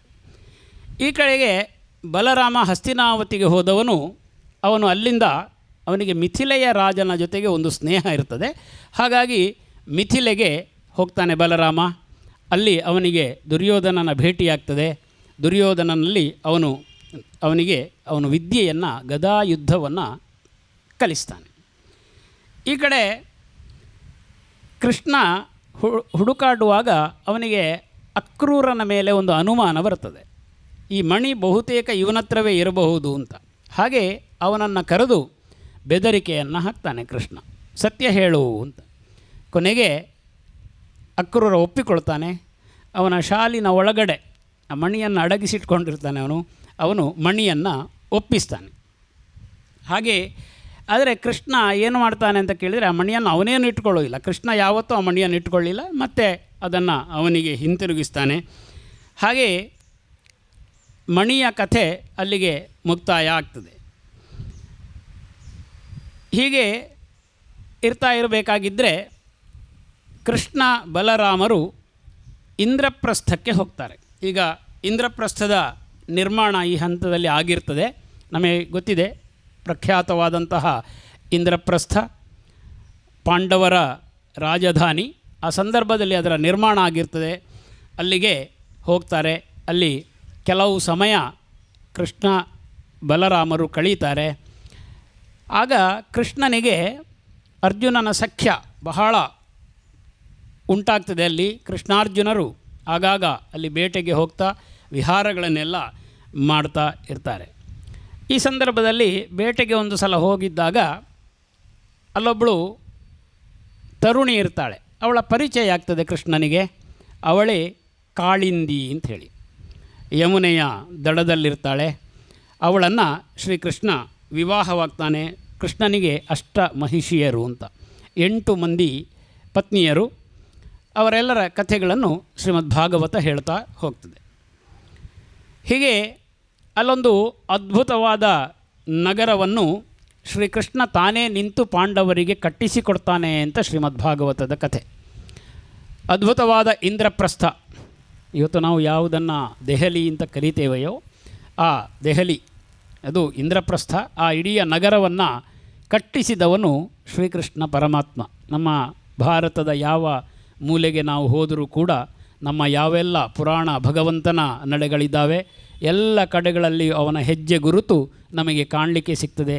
ಇವತ್ತು ನಮ್ಮ ದೇಶದ ಯಾವ ರಾಜಧಾನಿ ಇದೆ ಅದು ಕೂಡ ಕೃಷ್ಣ ನಿರ್ಮಿತವಾದದ್ದೇ. ಹಾಗಾಗಿ ಇಂದ್ರಪ್ರಸ್ಥವನ್ನು ವಿಶ್ವಕರ್ಮನಿಂದ ಪರಮಾತ್ಮ ನಿರ್ಮಿಸ್ತಾನೆ. ಹಾಗೆ 4 ಮಾಸಗಳನ್ನು ಇಲ್ಲಿ ಕಳೀತಾರೆ, 4 ತಿಂಗಳುಗಳನ್ನು ಕಳೀತಾರೆ. ಈ ಹೊತ್ತಿಗೆ ನಗರವನ್ನು ಇನ್ನೂ ವಿನ್ಯಾಸ ಜಾಸ್ತಿ ಚೆನ್ನಾಗಿ ಮಾಡಬೇಕಾಗಿದ್ದರೆ ಅಲ್ಲಿ ಪಕ್ಕದಲ್ಲಿ ಕಾಡಿರ್ತದೆ. ಈ ಇಂದ್ರಪ್ರಸ್ಥಕ್ಕೆ ಹಳೆಯ ಹೆಸರಿದೆ, ಖಾಂಡವ ಪ್ರಸ್ಥ ಅಂತಲೂ ಕೂಡ ಹೆಸರದು, ಖಾಂಡವ ವನ ಅಂಥೇಳಿ. ಆ ವನವನ್ನು ಅವರು ತೆಗಿಬೇಕಾಗಿತ್ತು. ಆಗ ಅಗ್ನಿದೇವ ಬಂದು, ಅದೊಂದು ಕಥೆ ಇದೆ, ಅಗ್ನಿದೇವನಿಗೆ ಅಲ್ಲಿ ಯಾರೋ ಸುಮಾರು ಹೋಮ ಹವನ ಯಜ್ಞ ಯಾಗಾದಿಗಳೆಲ್ಲ ಮಾಡಿ ತುಪ್ಪ ತಿಂದು ತಿಂದು ತಿಂದು ಅಗ್ನಿಗೆ ಅಗ್ನಿಮಾಂದ್ಯ ಬಂದಿತ್ತಂತೆ. ಚೆನ್ನಾಗಿದೆ ಅದು ಅಂತ. ಅಗ್ನಿಗೆ ಅಗ್ನಿಮಾಂದ್ಯ ಬಂದಿತ್ತು ಅಂತ, ಜೀರ್ಣಶಕ್ತಿಯೇ ಇಲ್ಲ, ಹೊರಟೋಯ್ತು ಅಂತ. ಅದಕ್ಕೆ ವರವನ್ನು ಕೊಡ್ತಾರೆ, ನೀನು ಖಾಂಡವ ವನವನ್ನು ನೀನು ತಿಂದರೆ ಅದರಲ್ಲಿರುವಂತಹ ಎಲ್ಲ ವನಸ್ಪತಿಗಳ ಕಾರಣದಿಂದಾಗಿ ನಿನ್ನ ಜೀರ್ಣಶಕ್ತಿ ಸರಿಯಾಗ್ತದೆ ಅಂತ. ಹಾಗಾಗಿ ಅವರು ಬೇರೆ ಗತಿ ಕಾರಣದೇ ಅಗ್ನಿದೇವ ಬಂದು ಕೃಷ್ಣಾರ್ಜುನರಲ್ಲಿ ಬೇಡಿಕೊಳ್ತಾನೆ. ಇವರು ಅದಕ್ಕೆ ರಕ್ಷಣೆಯನ್ನು ಕೊಡ್ತಾರೆ. ಕೊಟ್ಟು ಅಗ್ನಿ ಉರಿತಾ ಇರ್ತದೆ. ಕೊನೆಗೆ ಅದರಲ್ಲಿ ನಮಗೆ ಮಹಾಭಾರತದ ಕಥೆಯಲ್ಲಿ ಗೊತ್ತಿದೆ, ಅಲ್ಲಿ ಒಂದು ಸರ್ಪ ಅದು ತಪ್ಪಿಸಿಕೊಳ್ತದೆ. ಕೊನೆಗೆ ಆ ಸರ್ಪ ಕರ್ಣನ ಅಸ್ತ್ರದಲ್ಲಿ ಸೇರಿಕೊಂಡು ಅರ್ಜುನನನ್ನು ಕೊಲ್ಲಿಕ್ಕೆ ಅಲ್ಲಿಯವರೆಗೆ ಸರ್ಪದ ದ್ವೇಷ ಇರ್ತದೆ ಅಂಥೇಳಿ. ಈ ಸಂದರ್ಭದಲ್ಲಿ ಅಗ್ನಿದೇವರು ಇವರಿಗೆ ರಥ, ಕುದುರೆ, ಅಸ್ತ್ರಗಳನ್ನೆಲ್ಲ ಒದಗಿಸಿಕೊಡುವಂಥದ್ದು. ಈ ಕಾಂಡವ ದಹನ ಆದ ನಂತರ ಅದರಲ್ಲೊಬ್ಬ ರಾಕ್ಷಸ ಸಿಗ್ತಾನೆ. ಅವನು ರಕ್ಷಣೆಯನ್ನು ಕೋರಿ ಬರ್ತಾನೆ. ಅವನೇ ಮಯ. ಈ ಮಯನು ಕೂಡ ಅವನು ರಾಕ್ಷಸ ಶಿಲ್ಪಿ. ಹೇಗೆ ವಿಶ್ವಕರ್ಮ ದೇವಶಿಲ್ಪಿಯೋ ಮಯ ರಾಕ್ಷಸ ಶಿಲ್ಪಿ. ಅವನು ಒಂದು ಅದ್ಭುತವಾದಂತಹ ಭವನವನ್ನು ನಿರ್ಮಾಣ ಮಾಡಿ ಕೊಡ್ತಾನೆ. ಸಾಮಾನ್ಯವಾಗಿ ನಾವು ನೋಡ್ತೇವೆ, ಒಂದು ಸಣ್ಣ ವಿಚಾರ ಏನು ಅಂದರೆ, ದೇವಶಿಲ್ಪಿ ಬಹಳ ಚೆನ್ನಾಗಿರುವಂತಹ ಸುಸ್ಥಿರವಾದಂತಹ ಭವನಗಳನ್ನು ನಿರ್ಮಾಣಗಳನ್ನು ಮಾಡುವಂಥವನು. ರಾಕ್ಷಸ ಶಿಲ್ಪಿಗಳು ವಿಚಿತ್ರವಾದಂತಹ ನಿರ್ಮಾಣಗಳನ್ನು ಮಾಡುವವರು. ಅದು ಒಂದು ಸ್ವಲ್ಪ ಅದರಲ್ಲಿ ಐಂದ್ರಜಾಲಿಕ ಅಂಶಗಳು ಹೆಚ್ಚಿರುವಂಥದ್ದನ್ನೇ ಮಾಡುವಂಥದ್ದು. ಹಾಗೆ ಈ ಮಯ ನಿರ್ಮಾಣ ಮಾಡಿದ ಭವನ ಅದು ಹಾಗೆ ಇತ್ತು. ಅದು ಮತ್ತೆ ಮುಂದೊಂದು ಯುದ್ಧಕ್ಕೆ ಅದು ಕಾರಣ ಆಗ್ತದೆ, ಆ ಭವನದಲ್ಲಿ ನಡೆದ ಘಟನೆ. ಹಾಗಾಗಿ ಈ ಭವನವನ್ನು ಮಯ ನಿರ್ಮಾಣ ಮಾಡಿಕೊಡ್ತಾನೆ ಅಲ್ಲಿ. ಹಾಗೆ ಕಾಳಿಂದಿಯ ವಿವಾಹ ಎಲ್ಲ ಆದ ನಂತರ, ಈ ಮಯ ಭವನ ನಿರ್ಮಾಣ ಆದ ನಂತರ ಕೃಷ್ಣನು ಕಾಳಿಂದಿಯನ್ನು ಕರೆದುಕೊಂಡು ಅವನು ದ್ವಾರಕೆಗೆ ಹೋಗ್ತಾನೆ. ಆನಂತರ ಆವಂತಿಯ ರಾಜನ ಪತ್ನಿ ರಾಜಾಧಿದೇವಿ ಅಂತವಳು. ಅವಳು ಕೃಷ್ಣನ ಅತ್ತೆ. ಅವಳಿಗೆ ಇಬ್ಬರು ಮಕ್ಕಳು, ವಿಂದಾನುವಿಂದ ಅಂಥೇಳಿ. ಇವರನ್ನು ಕೂಡ ತನ್ನ ಅತ್ತೆಯ ಮಕ್ಕಳನ್ನೇ ಈ ವಿದ್ಯಾನುವಿಂದರ ಮಗಳು ಮಿತ್ರವಿಂದ ಅಂಥೇಳಿ, ಮಿತ್ರವಿಂದನನ್ನು ಕೃಷ್ಣ ಪರಮಾತ್ಮ ಮದುವೆಯಾಗ್ತಾನೆ. ಈಗ ಇವನಿಗೆ ಹಲವಾರು ಪತ್ನಿಯರಾಗ್ತಾರೆ. ಈ ಕಥೆಯನ್ನು ಮತ್ತೆ ಶ್ರೀಮದ್ ಭಾಗವತ ಹೇಳ್ತಾ ಹೋಗ್ತದೆ. ಕೋಸಲದಲ್ಲಿ ನಗ್ನಜಿತ ಅಂತ ಒಬ್ಬ ರಾಜ ಇರ್ತಾನೆ. ನಗ್ನಜಿತ ರಾಜನ ಮಗಳು ಸತ್ಯ ಅಂಥೇಳಿ, ಅವಳನ್ನು ಮದುವೆ ಆಗ್ತಾನೆ. ಈ ಮದುವೆಯ ಕಥೆ ಸ್ವಲ್ಪ ಚೆನ್ನಾಗಿದೆ. ಅಲ್ಲಿ ಒಂದು ಸ್ವಯಂವರವನ್ನು ಏರ್ಪಡಿಸಿರ್ತಾರೆ. ಅಲ್ಲಿ ಗೂಳಿಗಳಿರ್ತಾವಂತೆ. ಈ ಗೂಳಿಗಳನ್ನು ಯಾರು ಪಳಗಿಸ್ತಾನೋ ಅವನಿಗೆ ಮಗಳನ್ನು ಕೊಟ್ಟು ಮದುವೆ ಮಾಡುತ್ತೇನೆ ಅಂಥೇಳಿ. ಹಾಗಾಗಿ ಶ್ರೀಕೃಷ್ಣ ಪರಮಾತ್ಮ ಆ ಗೂಳಿಗಳನ್ನು, ಮೊದಲೇ ಅವನು ಗೋವಳ, ಅವನಿಗೆ ದನಗಳ ಹೃದಯ ಚೆನ್ನಾಗಿ ಗೊತ್ತಿತ್ತು ಪಳಗಿಸಿಕೊಳ್ಳಿಕ್ಕೆ. ಬಹಳ ಸುಲಭದಲ್ಲಿ ಗೂಳಿಗಳನ್ನು ಪಳಗಿಸ್ತಾನೆ. ಸತ್ಯಳನ್ನು ವಿವಾಹವಾಗ್ತಾನೆ. ವಸುದೇವನ ತಂಗಿ ಒಬ್ಬಳಿರ್ತಾಳೆ ಶ್ರುತಕೀರ್ತಿ ಅಂಥೇಳಿ, ಅವಳ ಮಕ್ಕಳನ್ನು ಮದುವೆ ಆಗ್ತಾನೆ. ಹಾಗೆಯೇ ಮದ್ರ ದೇಶದಿಂದ ಲಕ್ಷಣ ಅಂತ ಒಬ್ಬ ಕನ್ಯೆಯನ್ನು ಕೂಡ ಶ್ರೀಕೃಷ್ಣ ಪರಮಾತ್ಮ ವಿವಾಹವಾಗ್ತಾನೆ ಅಂತ. ಹೀಗಾಗಿ ಶ್ರೀಕೃಷ್ಣ ಪರಮಾತ್ಮನಿಗೆ 8 ಮಂದಿ ಮಹಿಷಿಯರು, ರುಕ್ಮಿಣಿ ಸಹಿತನಾಗಿ ದ್ವಾರಕೆಯಲ್ಲಿ ಪರಮಾತ್ಮ ವಿಹರಿಸ್ತಾ ಇರ್ತಾನೆ. ಈ ಸಂದರ್ಭದಲ್ಲಿ ಪ್ರಾಗ್ಜ್ಯೋತಿಷಪುರ ಅಂತ ಒಂದು ನಗರ. ಪ್ರಾಗ್ಜ್ಯೋತಿಷ, ಇಷ್ಟು ಚೆನ್ನಾಗಿರುವಂಥ ಪದ. ಜ್ಯೋತಿಷ, ಪ್ರಾಕ್ ಜ್ಯೋತಿಷ ಅಂತ ಅಂದರೆ ಮೊದಲು ಬೆಳಕು ಬೀಳುವಂತಹ ಜಾಗ. ಅದು ಅಸ್ಸಾಂನಲ್ಲಿ ಇದೆ. ಅದು ಭಾರತದಲ್ಲಿ ಮೊದಲು ಸೂರ್ಯನ ಬೆಳಕು ಬೀಳುವ ಜಾಗ ಅಂತ. ಆ ಪ್ರಾಗ್ಜ್ಯೋತಿಷಪುರದಲ್ಲೊಬ್ಬ ರಾಜ ಇರ್ತಾನೆ. ಅವನು ಭೌಮಾಸುರ ಅಂತ, ಅಂದರೆ ಭೂಮಿಪುತ್ರ ಅಂತ. ಅವನು ಭೌಮಾಸುರ ಅಂತ. ಅವನಿಗೆ ಇನ್ನೊಂದು ಹೆಸರು ಇರ್ತದೆ, ನರಕಾಸುರ ಅಂತ ಅವನಿಗೆ ಇನ್ನೊಂದು ಹೆಸರು. ಇವನು ಏನು ಮಾಡ್ತಾನೆ ಅಂದರೆ, ಇವನು ಬಹಳ ಮೆರೀತಾ ಇರ್ತಾನೆ, ವರಬಲ ಇತ್ತು ಅವನಿಗೆ. ಅವನು ಅದಿತಿಯ ಕುಂಡಲಗಳನ್ನು ಅಪಹಾರ ಮಾಡ್ತಾನೆ. ದೇವ ಮಾತೆ ಅದಿತಿ, ಕಶ್ಯಪ ಪತ್ನಿ, ಅವಳ ಕುಂಡಲಗಳು ಬಹಳ ಪ್ರಸಿದ್ಧವಾದದ್ದು ಪುರಾಣದಲ್ಲಿ. ಅದನ್ನು ಅಪಹಾರ ಮಾಡ್ತಾನೆ. ಹೆಚ್ಚೇನು, ಇಂದ್ರನಿಗೆ ಅವನ ಛತ್ರಾಧಿಪತ್ಯವನ್ನು ತೋರಿಸಲಿಕ್ಕಿದ್ದಂಥ ಛತ್ರವನ್ನೇ ಮುರಿದುಕೊಂಡು ಬಂದುಬಿಡ್ತಾನಂತೆ. ಕೊಡೆ, ಆ ರಾಜನ ಸಿಂಹಾಸನದ ಮೇಲೆ ಇರುವಂಥ ಒಂದು ಕೊಡೆ ಏನಿರ್ತದೆ ಛತ್ರ, ಅದನ್ನೇ ಕಿತ್ಕೊಂಡು ಬಂದಿರ್ತಾನೆ. ಹಾಗೆಯೇ ಒಂದು ವಿಶೇಷವಾದಂಥ ಪರ್ವತದ ತುದಿ ಇರ್ತದೆ, ಮಣಿಪರ್ವತ ಅಂತ, ಅದನ್ನು ಕೂಡ ಕಿತ್ತುಕೊಂಡು ಬಂದಿರ್ತಾನೆ. ಅಂತಹ ಭೌಮಾಸುರ ಅವನನ್ನು ನಾಶ ಮಾಡಬೇಕು ಅನ್ನುವಂಥದ್ದು ಕೃಷ್ಣನಿಗೆ ಬೇರೆ ಬೇರೆ ಕಡೆಯಿಂದ ಬಂದು ಬೇಡಿಕೊಳ್ತಾರೆ. ಈಗ ಕೃಷ್ಣ ಪರಮಾತ್ಮ ತಾನು ಸತ್ಯಭಾಮ ಸಮೇತನಾಗಿ ಪ್ರಾಗ್ಜ್ಯೋತಿಷಪುರಕ್ಕೆ ಗರುಡನನ್ನೇರಿಕೊಂಡು ಹೋಗ್ತಾನೆ. ಬಹುಶಃ ಕೃಷ್ಣ ಪರಮಾತ್ಮ ತಾನು ನಾರಾಯಣ ಸ್ವರೂಪಿ ಅಂತ ತೋರಿಸುವಂಥದ್ದು ಕೆಲವು ಕಡೆಗಳಲ್ಲಿ, ಇಲ್ಲದು ಇದು ಒಂದು. ಯಾಕೆಂದರೆ ಗರುಡನನ್ನೇರಿಕೊಂಡು ಅವನಲ್ಲಿಗೆ ಹೋಗುವಂಥದ್ದು. ಅಲ್ಲಿ ಹೋಗ್ತಾ ಇದ್ದ ಹಾಗೆ ಈ ಅಸುರರು, ನಾನಾಗಲೇ ಹೇಳಿದ ಹಾಗೆ, ಇವರದೆಲ್ಲ ಸ್ವಲ್ಪ ಮಾಯಾ ಮಂತ್ರಗಳು, ಇಂದ್ರಜಾಲಗಳೆಲ್ಲ ಸ್ವಲ್ಪ ಜಾಸ್ತಿ. ವಿಚಿತ್ರವಾದಂತಹ ರೀತಿಯಿಂದ ಅವನ ದುರ್ಗಗಳನ್ನು ಕಟ್ಟಿಕೊಂಡಿರ್ತಾನೆ, ಅವನು ಕೋಟೆಗಳನ್ನೆಲ್ಲ ಕಟ್ಟಿಕೊಂಡಿರ್ತಾನೆ. ಅಲ್ಲಿ ಹೋಗಲಿಕ್ಕೆ ಅಷ್ಟು ಸುಲಭ ಇಲ್ಲ ಅಂತ. ಆದರೆ ಕೃಷ್ಣ ಪರಮಾತ್ಮ ತನ್ನ ಗದೆಯಿಂದ, ಕೌಮೋದಕಿ ಎನ್ನುವಂಥ ತನ್ನ ಗದೆಯಿಂದ ಆ ಇಡೀ ದುರ್ಗವನ್ನು ನಾಶ ಮಾಡ್ತಾನೆ. ಅವನೊಬ್ಬ ಸೇವಕ ಇರ್ತಾನೆ, ಇವನಿಗೆ 5 ತಲೆ ಇರ್ತದೆ, ಅವನು ನೀರಲ್ಲೆಲ್ಲ ಇರ್ತಾನಂತ. ಅವನ ಹೆಸರು ಮುರಾಸುರ ಅಂತ. ಕೃಷ್ಣನಿಗೆ ಮುರಾರಿ ಅಂತ ಹೆಸರು ಬಂದಿದ್ದು ಅಲ್ಲೇ. ಅದು ಅರಿ ಅಂದರೆ ಶತ್ರು, ಮುರಾರಿ ಅಂತ, ಮುರನ ಶತ್ರು ಅಂತಂದರೆ ಪರಮಾತ್ಮ. ಆ ಮುರಾಸುರನನ್ನು ಚಕ್ರದಿಂದ ವಧೆ ಮಾಡ್ತಾನೆ. ಹಾಗೆಯೇ ಈ ಮುರನ 5 ಜನ ಪುತ್ರರಿರ್ತಾರೆ, ಅವರು ದಾಳಿ ಮಾಡ್ತಾರೆ, ಅವರನ್ನು ಕೂಡ ಕೃಷ್ಣ ನಾಶ ಮಾಡಿದ ಅಂತ. ಆಮೇಲೆ ನರಕಾಸುರನ ಮೇಲೆ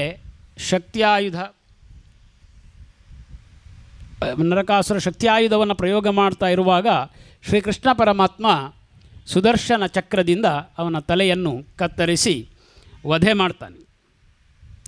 ಈ ಸಂದರ್ಭದಲ್ಲಿ ನರಕಾಸುರನ ತಾಯಿ ಭೂದೇವಿ ಪ್ರತ್ಯಕ್ಷಳಾಗಿ ಯಾವ ಇಂದ್ರನ ಛತ್ರ, ಅದಿತಿಯ ಕುಂಡಲ, ಮಣಿಪರ್ವತ ಇವುಗಳನ್ನೆಲ್ಲ ತಂದು ಒಪ್ಪಿಸ್ತಾಳೆ ಕೃಷ್ಣನಿಗೆ.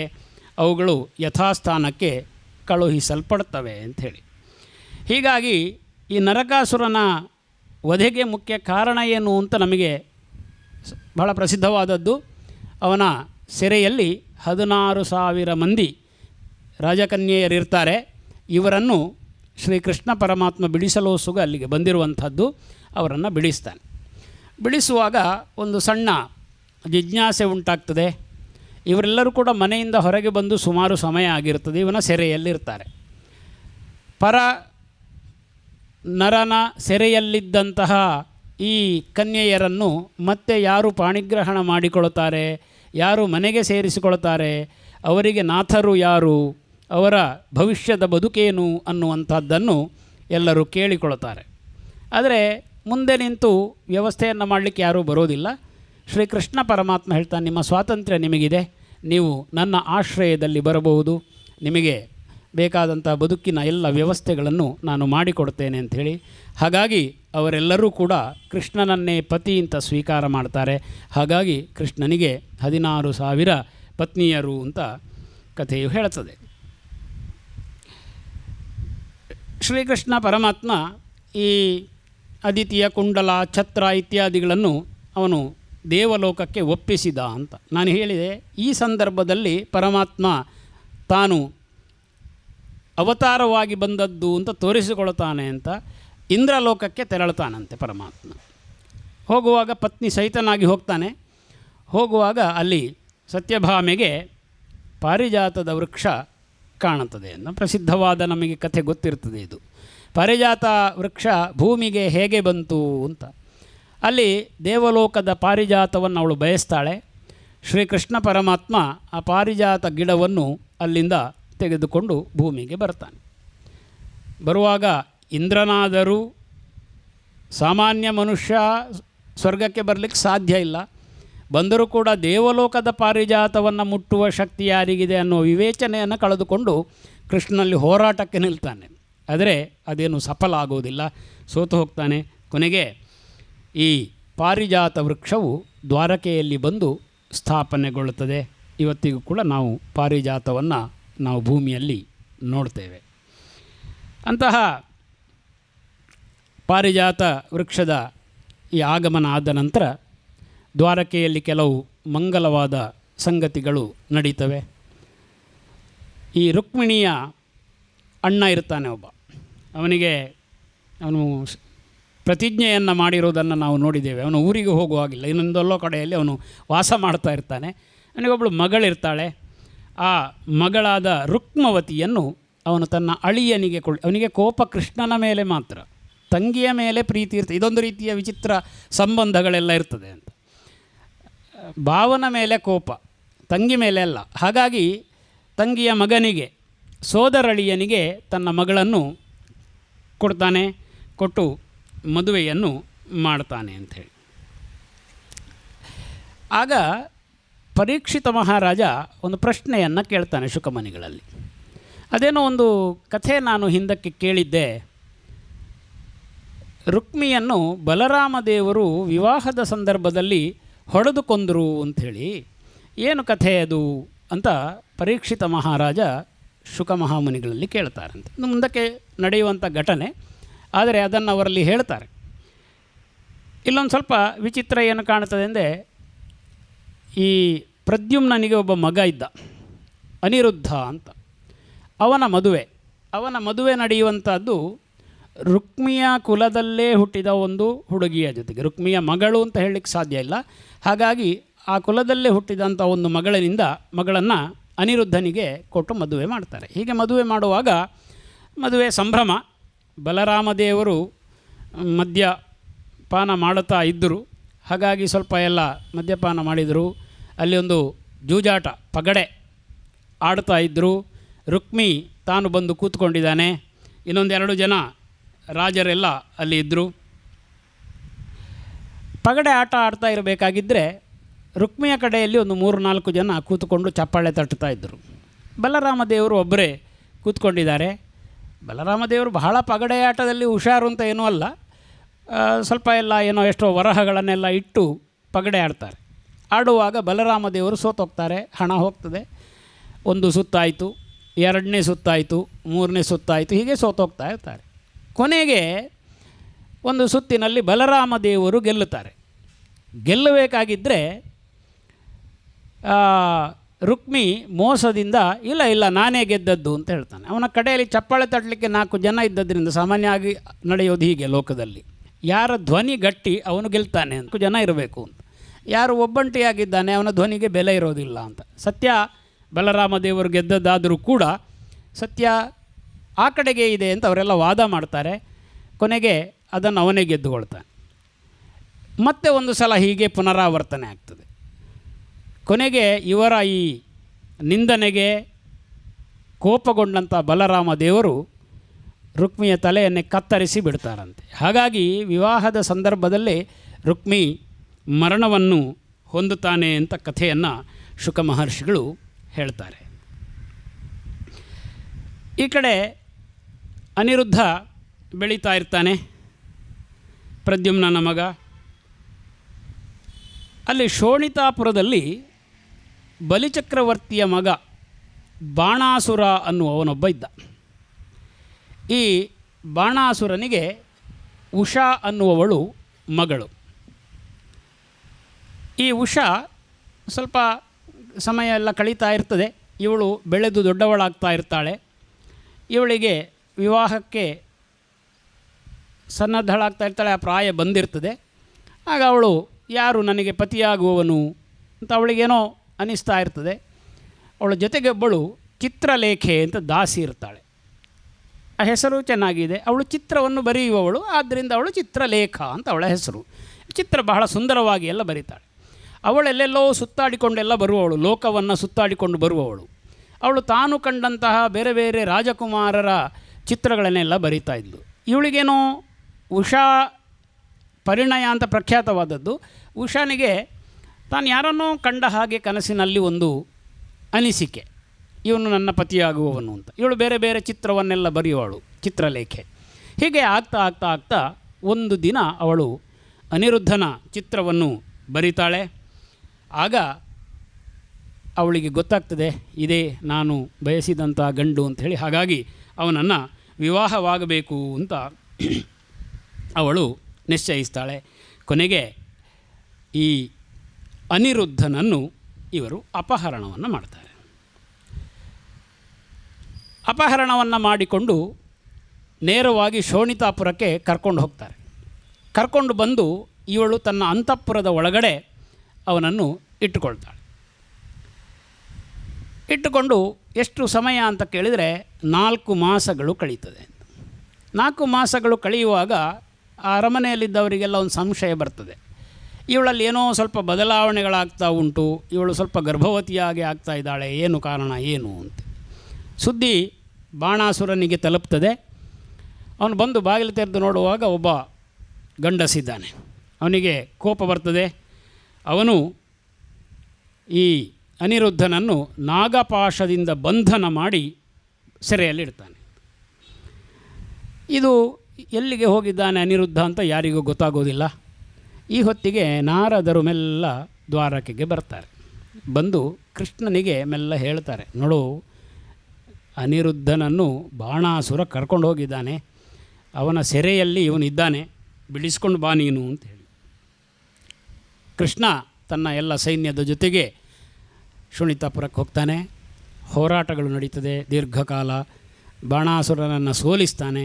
ಕೊನೆಗೆ ಇನ್ನೇನು ಬಾಣ ಸೆರೆ ಸಿಕ್ಕಿ ಅವನ ವಧೆ ಆಗಬೇಕು ಅನ್ನುವಾಗ ಪರಮಾತ್ಮ ಹೇಳ್ತಾನಂತೆ, ಇಲ್ಲ ಇಲ್ಲ, ನಿನ್ನನ್ನು ಕೊಲ್ಲೋದಿಲ್ಲ ನಾನು. ಯಾಕೆ ಕೊಲ್ಲೋದಿಲ್ಲ ಅಂದರೆ, ಪ್ರಹ್ಲಾದನಿಗೆ ನಾನೊಂದು ಮಾತು ಕೊಟ್ಟಿದ್ದೆ ಹಿಂದೆ. ಏನು ಮಾತು ಕೊಟ್ಟಿದ್ದೆ ಅಂದರೆ, ಪ್ರಹ್ಲಾದನ ವಂಶದವರನ್ನು ನಾನು ವಧೆ ಮಾಡೋದಿಲ್ಲ ಅಂಥೇಳಿ. ಹಾಗಾಗಿ ನಿನ್ನನ್ನು ಹೀಗೆ ಬಿಟ್ಟು ಬಿಡ್ತೇನೆ ಅಂತ ಹೇಳಿ ಉಷಾಳನ್ನು ಅನಿರುದ್ಧನಿಗೆ ವಿವಾಹ ಮಾಡಿಸ್ತಾರೆ. ಈ ಕಥೆ ಹೀಗೆ ಮುಂದುವರಿಯುತ್ತದೆ. ಅಲ್ಲಿ ನೃಗರಾಜನ ಕಥೆ ಒಂದು ಬರ್ತದೆ. ಈ ನೃಗರಾಜ ಅವನೊಬ್ಬ ರಾಜಕುಮಾರ. ಅವರು ಹೋಗ್ತಾ ಇರಬೇಕಾಗಿದ್ದರೆ ಅಲ್ಲಿ ಒಂದು ಬಾವಿಯಲ್ಲಿ ಒಂದು ಹೆಂಟೆಗೊದ್ದವನ್ನು ಕಾಣ್ತಾರೆ. ಅವರು ಒಂದು ಪ್ರಾಣಿ ಅದು ಬಿದ್ದುಕೊಂಡಿರ್ತದೆ. ಅದನ್ನು ತೆಗೆದು ಇವರು ಹೊರಗಡೆ ತರಬೇಕಾಗಿದ್ದರೆ ಅದು ಮನುಷ್ಯ ರೂಪಕ್ಕೆ ಬರ್ತದೆ. ಇವನು ಒಂದು ಬಹಳ ದೊಡ್ಡದಾದ ಒಬ್ಬ ದಾನಿಯಾಗಿರ್ತಾನೆ. ಅವನು ಯಾಕೆ ಈ ಶಾಪವಶಾತ್ ಈ ಹೆಂಟೆಗೊದ್ದ ಆಗಿ ಹುಟ್ಟಿದ ಅಂತ ಒಂದು ಕಥೆಯನ್ನಲ್ಲಿ ಹೇಳ್ತಾರೆ. ಏನಂದರೆ, ಇವನೊಬ್ಬ ಬ್ರಾಹ್ಮಣನಿಗೆ, ಬಹಳ ದಾನಿಯವನು, ಬ್ರಾಹ್ಮಣನಿಗೆ ಒಂದು ಹಸುವನ್ನು ದಾನ ಕೊಡ್ತಾನಂತೆ. ನೋಡಿ, ಕೆಲವು ಸಲ ನಮಗೆ ನಾವು ಎಷ್ಟು ಎಚ್ಚರಿಕೆ ಒಂದು ದಾನ ಇತ್ಯಾದಿಗಳನ್ನೆಲ್ಲ ಮಾಡುವಾಗ ಅಂತ ಜಾಗ್ರತೆ ವಹಿಸಬೇಕು ಅನ್ನೋದನ್ನು ಬಹುಶಃ ಈ ಕಥೆ ಎಚ್ಚರಿಸ್ತದೋ ಏನೋ ಗೊತ್ತಿಲ್ಲ. ಇವನು ಒಂದು ಹಸುವನ್ನು ದಾನ ಕೊಡ್ತಾನೆ. ಸುಮಾರು ಹಸುಗಳನ್ನು ದಾನ ಕೊಡ್ತಾ ಇರ್ತಾನೆ. ಅದು ಏನಾಗ್ತದೆ ಅಂತ ಕೇಳಿದರೆ, ಇವನ ಹಸುವಿನ ಮಧ್ಯೆ ಇನ್ನೊಬ್ಬ ವ್ಯಕ್ತಿಯ ಒಂದು ಹಸು ಬಂದು ಸೇರಿಕೊಳ್ಳೋದಿರ್ತದೆ. ಇವನಿಗೆ ಸುಮಾರು ಹಸುಗಳಿರುವಾಗ ಯಾವ ಹಸು ತನ್ನದಲ್ಲ ಅಂತ ಏನು ಗೊತ್ತಾಗ್ತದೆ. ಒಂದು ಹಸುವನ್ನು ಬ್ರಾಹ್ಮಣನಿಗೆ ಕೊಟ್ಟ. ಈ ಬ್ರಾಹ್ಮಣ ಈ ಹಸುವನ್ನು ಅಟ್ಟಿಸಿಕೊಂಡು ಹೋದಾಗ ಅಲ್ಲಿಗೆ ಆ ಹಸುವಿನ ನಿಜವಾದ ಒಡೆಯ ಬರ್ತಾನೆ. ಅವನು ಹೇಳ್ತಾನೆ, ಈ ಹಸು ನನ್ನದು ಅಂತ ಹೇಳ್ತಾನೆ. ಆದರೆ ಬ್ರಾಹ್ಮಣ, ಇಲ್ಲ ಇಲ್ಲ, ಇದು ನನಗೆ ಅವನು ಮಹಾರಾಜ ಕೊಟ್ಟಿರುವಂಥದ್ದು, ನಾನು ಇದನ್ನು ಕೊಡೋದಿಲ್ಲ ಅಂತ ಹೇಳ್ತಾನೆ. ವಾದ ವಿವಾದಗಳಾಗ್ತದೆ. ಕೊನೆಗೆ ಇಬ್ಬರು ಕೂಡ ನೃಗ ಮಹಾರಾಜನಲ್ಲಿಗೆ ಬರ್ತಾರೆ, ಕೇಳ್ತಾರೆ. ಆಗ ನ್ಯಾಯವನ್ನು ಈಗ ಇವನು ಮಾಡಿಕೊಡಬೇಕು. ಇವನು ದಾನ ಕೊಟ್ಟಾಗಿದೆ, ತಗೊಳ್ಳುವ ಹಾಗೆ ಇಲ್ಲ. ದಾನ ಕೊಟ್ಟದ್ದು ಇನ್ನೊಬ್ಬನ ವಸ್ತು, ಅವನಿಗೆ ಇಲ್ಲ ಅಂತ ಹೇಳುವ ಹಾಗಿಲ್ಲ. ಏನು ಮಾಡೋಣ ಅಂತ ಇವನು ಆಲೋಚನೆ ಮಾಡ್ತಾನೆ. ಆಲೋಚನೆ ಮಾಡಿದ ನಂತರ ಇವನು ಅದಕ್ಕೆ ಹಣ ಕೊಡ್ತೇನೆ ಅಂತ ಹೇಳ್ತಾನೆ. ಅವರು ಒಪ್ಪೋದಿಲ್ಲ. ಹಾಗಾಗಿ ಇವನಿಗೆ ಏನಾಗ್ತದೆ ಅಂತ ಕೇಳಿದರೆ, ಇವನ ಈ ಪುಣ್ಯದ ಫಲವೆಲ್ಲ ನಶಿಸಿ ಅವನಿಗೆ ಪಾಪ ಬಂದು ಅವನು ನೀಚ ಯೋನಿಯಲ್ಲಿ ಹುಟ್ಟುವಂತಾಗ್ತದೆ. ಹಾಗಾಗಿ ಒಂದು ಹೆಂಟೆಗೊದ್ದವಾಗಿ ಅವನು ಹುಟ್ಟಿದ ಅಂತ ಕತೆ ಹೇಳ್ತದೆ. ಬಹುತೇಕ ನಮ್ಮದಲ್ಲದ ವಸ್ತುವನ್ನು ನಾವು ದಾನ ಮಾಡಬೇಕಾಗಿದ್ದರೆ ಈ ರೀತಿಯ ಎಲ್ಲ ಸಂಭವಿಸ್ತದೆ. ಕೊನೆಗೆ ನಂದ ಗೋಕುಲದ ಕಥೆಗಳು ಬಹಳ ವಿರಳವಾಗ್ತಾ ಬರ್ತಾ ಇರ್ತವೆ. ಸ್ವಲ್ಪ ದೂರವೇ ಇರ್ತಾರೆ ಕೃಷ್ಣ ಬಲರಾಮನು. ಬಲರಾಮನಿಗೆ ಒಂದು ದಿವಸ ಕಾಣುತ್ತದೆ, ನಾನು ಒಂದು ಸಲ ನಂದ ಗೋಕುಲಕ್ಕೆ ಹೋಗಬೇಕು ಅಂತ ಹೋಗಿ ಅಲ್ಲಿ ಸುಮಾರು ದಿವಸಗಳನ್ನು ಕಳೀತಾನೆ. ಅಲ್ಲಿಯ ಗೋಪಿಕೆಯರನ್ನೆಲ್ಲ ಸಮಾಧಾನ ಪಡಿಸ್ತಾನೆ. ಆ ಸಂದರ್ಭದಲ್ಲಿ ಒಂದು ಕುತೂಹಲಕಾರಿ ಉಲ್ಲೇಖ ಬರ್ತದೆ. ಯಮುನೆಯ ನದಿಯಲ್ಲಿ ಇವನು ತನ್ನ ಹಲಾಯುಧವನ್ನು ಹಾಕಿ ಆ ಯಮುನೆಯ ನದಿಯನ್ನೇ ತಿರುಗಿಸ್ತಾನಂತೆ. ನಾವು ಸರಸ್ವತಿ ನದಿಯ ಕಥೆಯನ್ನು ನಾವು ಇತ್ತೀಚೆಗೆ ನೋಡಬೇಕಾಗಿದ್ದರೆ ಸಂಶೋಧನೆಗಳು ಏನು ಹೇಳ್ತದೆ ಅಂತ ಕೇಳಿದರೆ, ಈ ಯಮುನೆ ತನ್ನ ಪಾತ್ರವನ್ನು ಬದಲಿಸಿದ ಕಥೆಯನ್ನು ಕೂಡ ನಾವು ಕೇಳ್ತೇವೆ. ಐತಿಹಾಸಿಕವಾಗಿ ಯಮುನೆಯು ತನ್ನ ಪಾತ್ರವನ್ನು ಸುಮಾರು ಬದಲಿಸಿದಾಳೆ ಅಂತೇಳಿ. ಹಾಗಾಗಿ ಇಲ್ಲಿ ಬಲರಾಮ ದೇವರು ತನ್ನ ಹಲದಿಂದ, ನೇಗಿಲಿನಿಂದ ಯಮುನೆಯ ಪಾತ್ರವನ್ನೇ ಬದಲಾಯಿಸಿದಂತಹ ಒಂದು ಕಥೆ ಕೂಡ ಶ್ರೀಮದ್ ಭಾಗವತದಲ್ಲಿ ಕಾಣುತ್ತದೆ. ಕರುಷ ದೇಶದಲ್ಲಿ ಒಬ್ಬ ಇರ್ತಾನೆ. ನಾವು ನಿನ್ನೆ ಒಂದು ಸಣ್ಣ ಉಲ್ಲೇಖ ನೋಡಿದೆವು. ಅವನು ಕೂಡ ತಾನು ವಾಸುದೇವ ಅಂತ ಹೇಳಿಕೊಳ್ತಾ ಇರ್ತಾನೆ. ಅವನು ಪೌಂಡ್ರಕ ವಾಸುದೇವ. ಇವನೇನು ಮಾಡ್ತಾನೆ ಅಂದರೆ, ಇವನು ತನಗೆ 4 ಕೈಗಳನ್ನು ತಾನು ಕಟ್ಟಿಕೊಳ್ತಾನೆ. ಇವನು ವಾಸುದೇವನಿಗೆ 4 ಕೈಗಳಿರ್ತವೆ, ಚತುರ್ಭುಜ. ಹಾಗಾಗಿ ಇವನು ಕೃತಕವಾಗಿ ಕಟ್ಟಿಕೊಳ್ಳೋದಂತೆ. 4 ಕೈಗಳನ್ನೆಲ್ಲ ಕಟ್ಟಿಕೊಂಡು ನಾನೇ ನಿಜವಾದ ವಾಸುದೇವ, ಎಲ್ಲರೂ ಕೂಡ ವಾಸುದೇವನನ್ನು ಭಜಿಸುವುದು, ನನ್ನನ್ನು ಭಜಿಸಬೇಕು ಅಂತ ಇವನು ಆಜ್ಞೆಯನ್ನು ಮಾಡ್ತಾನೆ. ಇಂತಹ ಪೌಂಡ್ರಕ ವಾಸುದೇವ ಅವನು ಕೃಷ್ಣನಲ್ಲಿಗೆ ಬಂದು ಕೇಳ್ತಾನೆ, ಇನ್ನು ಮುಂದೆ ನೀನು ವಾಸುದೇವ ಅಂತ ಹೇಳಿಕೊಳ್ಬಾರ್ದು, ನೀನು ಈ ರೀತಿಯ ವೇಷಧಾರಿಯಾಗಿ ನೀನು ಇರಬಾರ್ದು, ನಿಜವಾದ ವಾಸುದೇವ ನಾನೇ ಅಂತ ಅವನ ಜೊತೆಗೆ ಯುದ್ಧಕ್ಕೆ ನಿಲ್ತಾನೆ. ಕೃಷ್ಣ ಅವನಿಗೆ ಬುದ್ಧಿ ಕಲಿಸಬೇಕು ಈ ಸಲ ಅಂತ ಹೋರಾಟಕ್ಕೆ ನಿಂತಾಗ ಕಾಶಿರಾಜನ ಕಡೆಯವರು ಕೂಡ ಈ ಪೌಂಡ್ರಕ ವಾಸುದೇವನ ಜೊತೆಗೆ ಅವನ ಜೊತೆಗೆ ಸೇರಿಕೊಂಡು ಹೋರಾಟವನ್ನು ಮಾಡ್ತಿರ್ತಾರೆ. ಹಾಗೆ ಪೌಂಡ್ರಕನ ವಧೆಯಾಗ್ತದೆ, ಕಾಶಿರಾಜನ ವಧೆಯಾಗ್ತದೆ. ಈ ಕಾಶಿರಾಜನ ಮಕ್ಕಳು ಅವರೊಂದು ಅಭಿಚಾರವನ್ನು ಕೃಷ್ಣನ ಮೇಲೆ ಮಾಡ್ತಾರಂತೆ. ಅಭಿಚಾರ ಅಂದರೆ ಮಾಟ ಮಂತ್ರ. ನಿನ್ನೆ ಒಂದು ಮಾಟದ ಕಥೆಯನ್ನು ನಾವು ನೋಡಿದ್ದೆವು. ಹಾಗೆ ಇಲ್ಲೊಂದು ಅಭಿಚಾರ ಆಗ್ತದೆ ಕೃಷ್ಣನ ಮೇಲೆ. ಅದಕ್ಕೆ ಮಾಹೇಶ್ವರಿ ಅಭಿಚಾರ ಅಂತ. ಅವರಂದರೆ ಶಿವನನ್ನು ಬೇಡಿಕೊಂಡು ಅದನ್ನು ಪಡ್ಕೊಳ್ಳುವಂಥದ್ದು. ಈ ಕೃತ್ಯ ಹಿಂಬಾಲಿಸಿಕೊಂಡು ದ್ವಾರಕೆಗೂ ಕೂಡ ಬರ್ತದೆ. ಕೊನೆಗೆ ಕೃಷ್ಣ ತನ್ನ ಸುದರ್ಶನ ಚಕ್ರದ ಎದುರು ಯಾವ ಪಾಪವು, ಯಾವ ಅಭಿಚಾರವು, ಯಾವ ಕೃತ್ಯವೂ ನಿಲ್ಲುವುದಿಲ್ಲ. ಅದನ್ನು ಹಿಂತಿರುಗಿಸಿ ಬಿಡ್ತಾನೆ. ಈ ಕೃತ್ಯ ಯಾರು ಅಭಿಚಾರವನ್ನು ಮಾಡಿಸಿದ್ದಾರೋ ಅಂಥ ಕಾಶಿರಾಜನ ಪುತ್ರರನ್ನೇ ತಿಂದು ಬಿಡುತ್ತದೆ ಅಂತ ಕಥೆ ಹೇಳ್ತದೆ. ಇಲ್ಲೊಂದು ಕೋತಿಯ ಒಂದು ಕಥೆ ಬರ್ತದೆ. ದ್ವಿವಿಧ ಅಂತ ಒಂದು ಕೋತಿ ಇರ್ತದೆ. ಇದು ಭೌಮಾಸುರನ ಮಿತ್ರ. ಅದಕ್ಕೆ ಭೌಮಾಸುರ ಸತ್ತ ನಂತರ ಇವರ ಮೇಲೆ ಕೋಪ ಬಂದಿರ್ತದೆ. ಅದು ಎಲ್ಲ ಬಂದು ಪೇಟೆ ಪಟ್ಟಣಗಳನ್ನೆಲ್ಲ ನಾಶ ಮಾಡಲಿಕ್ಕೆ ಆರಂಭ ಮಾಡ್ತದಂತೆ. ಆಗ ಬಲರಾಮ ದೇವರು ಅದಕ್ಕೆ ಬುದ್ಧಿಯನ್ನು ಕಲಿಸ್ತಾರೆ, ಅವನನ್ನು ವಧೆ ಮಾಡ್ತಾರೆ. ಈ ಕಡೆ ಜಾಂಬವತಿಗೆ ಒಬ್ಬ ಪುತ್ರ ಹುಟ್ಟಿಕೊಂಡಿರ್ತಾನೆ. ಅವನ ಹೆಸರು ಸಾಂಬ ಅಂತ. ಈ ಸಾಂಬನ ಹೆಸರು ಒಂದು 2 ಕಡೆಗಳಲ್ಲಿ ನಮಗೆ ಕಾಣಲಿಕ್ಕೆ ಸಿಗ್ತದೆ. ಈ ಸಾಂಬನಿಗೆ ದುರ್ಯೋಧನನ ಪುತ್ರಿ ಲಕ್ಷಣ ಅನ್ನುವವಳನ್ನು ಅವನು ಅಪಹಾರ ಮಾಡಿ ಮದುವೆ ಆಗ್ತಾನೆ. ಹೀಗೆ ಅಪಹಾರ ಮಾಡಿ ಮದುವೆಯಾಗುವಾಗ ದುರ್ಯೋಧನಾದಿಗಳು ಬಂದು ಇವನನ್ನು ಬಂಧಿಸ್ತಾರೆ. ಬಂಧಿಸಿ ಹಸ್ತಿನಾವತಿಗೆ ಕರ್ಕೊಂಡು ಹೋಗ್ತಾರೆ. ಈಗ ಮಧ್ಯಸ್ಥಿಕೆಗೆ ಬಲರಾಮದೇವರು ಹೋಗ್ತಾರೆ. ಹೋಗಿ ದುರ್ಯೋಧನಲ್ಲಿ ಮಾತನಾಡಿ, ಇದು ಒಳ್ಳೆಯದಲ್ಲ. ಸಹಜವಾಗಿ ಆ ಕಾಲದಲ್ಲಿ ಏನು ಅಂತ ಕೇಳಿದರೆ ಒಂದು ಕಲ್ಪನೆ ಇದ್ದ ಹಾಗೆ ಕಾಣುತ್ತದೆ. ಕ್ಷತ್ರಿಯರಾದವರು, ಕುರುವಂಶದವರು ಅವರು ಶ್ರೇಷ್ಠರು ಅಂತ. ಮಾತಿಗೆ ಕೆಲವು ಕಡೆಗಳಲ್ಲಿ ಇದನ್ನು ಹೇಳ್ತಾರೆ. ಗೋವಳರು ಯಾದವರು ದ್ವಾರಕೆಯಲ್ಲಿರ್ತಾರೆ, ಅವರು ರಾಜವಂಶದವರಲ್ಲ, ಹಾಗಾಗಿ ರಾಜರಾಗಿರಲಿಕ್ಕೆ ಅನರ್ಹರು, ಅವರು ಸ್ವಲ್ಪ ಕೀಳು, ಸ್ವಲ್ಪ ಕೆಳಗಡೆ ಅನ್ನುವಂಥ ಮನೋಭಾವ ಇದ್ದ ಹಾಗಿರ್ತದೆ.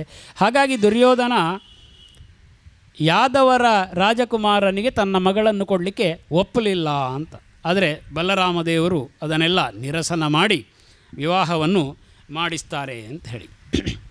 ಈ ಸಂದರ್ಭದಲ್ಲಿ ಶ್ರೀಕೃಷ್ಣ ಪರಮಾತ್ಮನ ಗೃಹಸ್ಥ ವ್ಯವಹಾರ ಏನು ಅಂತ ನಮಗೆ ನಾರದರ ಮುಖಾಂತರ ತಿಳಿಯುತ್ತದೆ.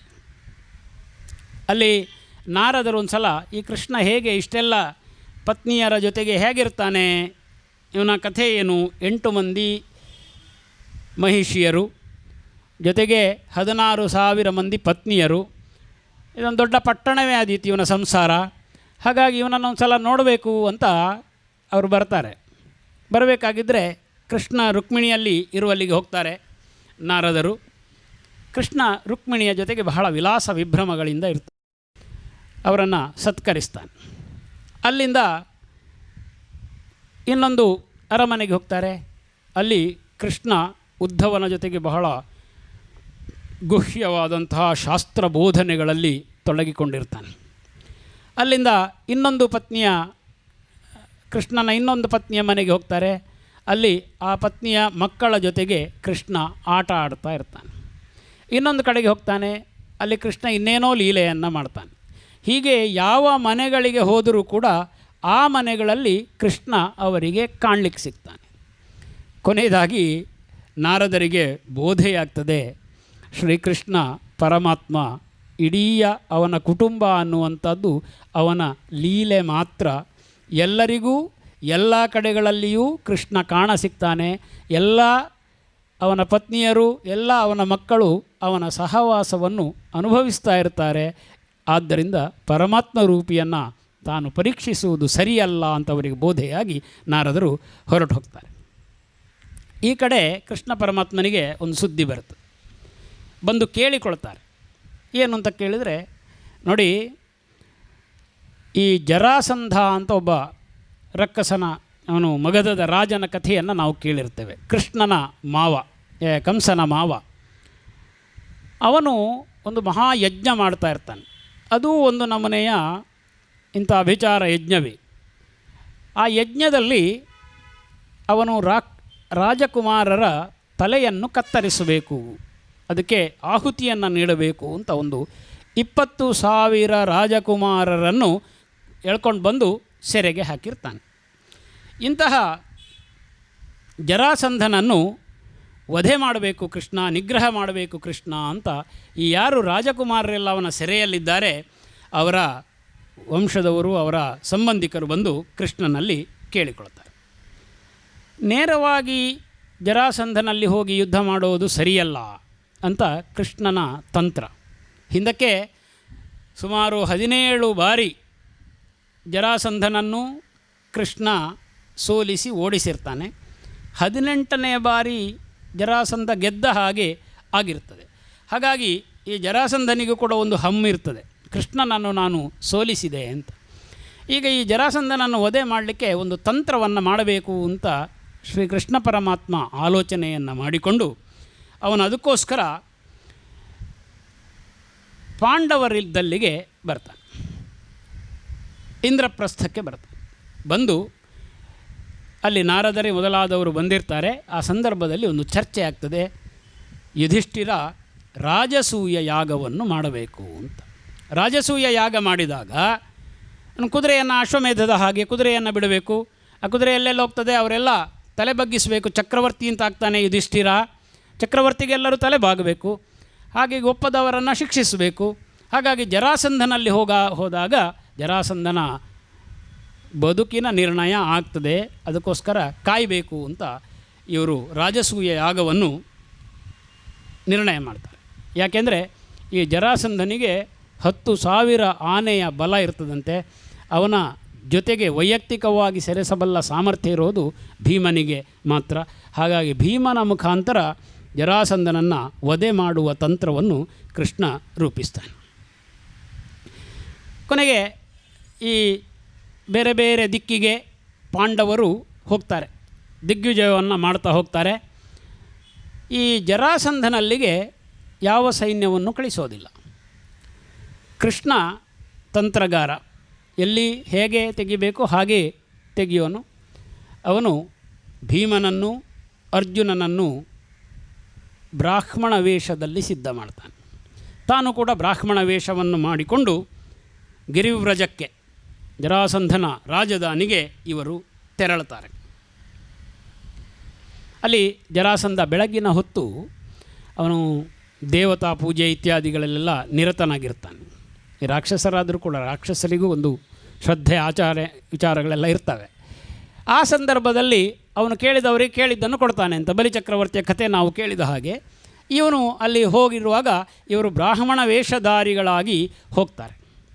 ಹೋಗಿ ಕೇಳ್ತಾರೆ, ನಿನ್ನಲ್ಲಿ ಭಿಕ್ಷೆ ಬೇಡಲಿಕ್ಕೆ ನಾವು ಬಂದಿದ್ದೇವೆ.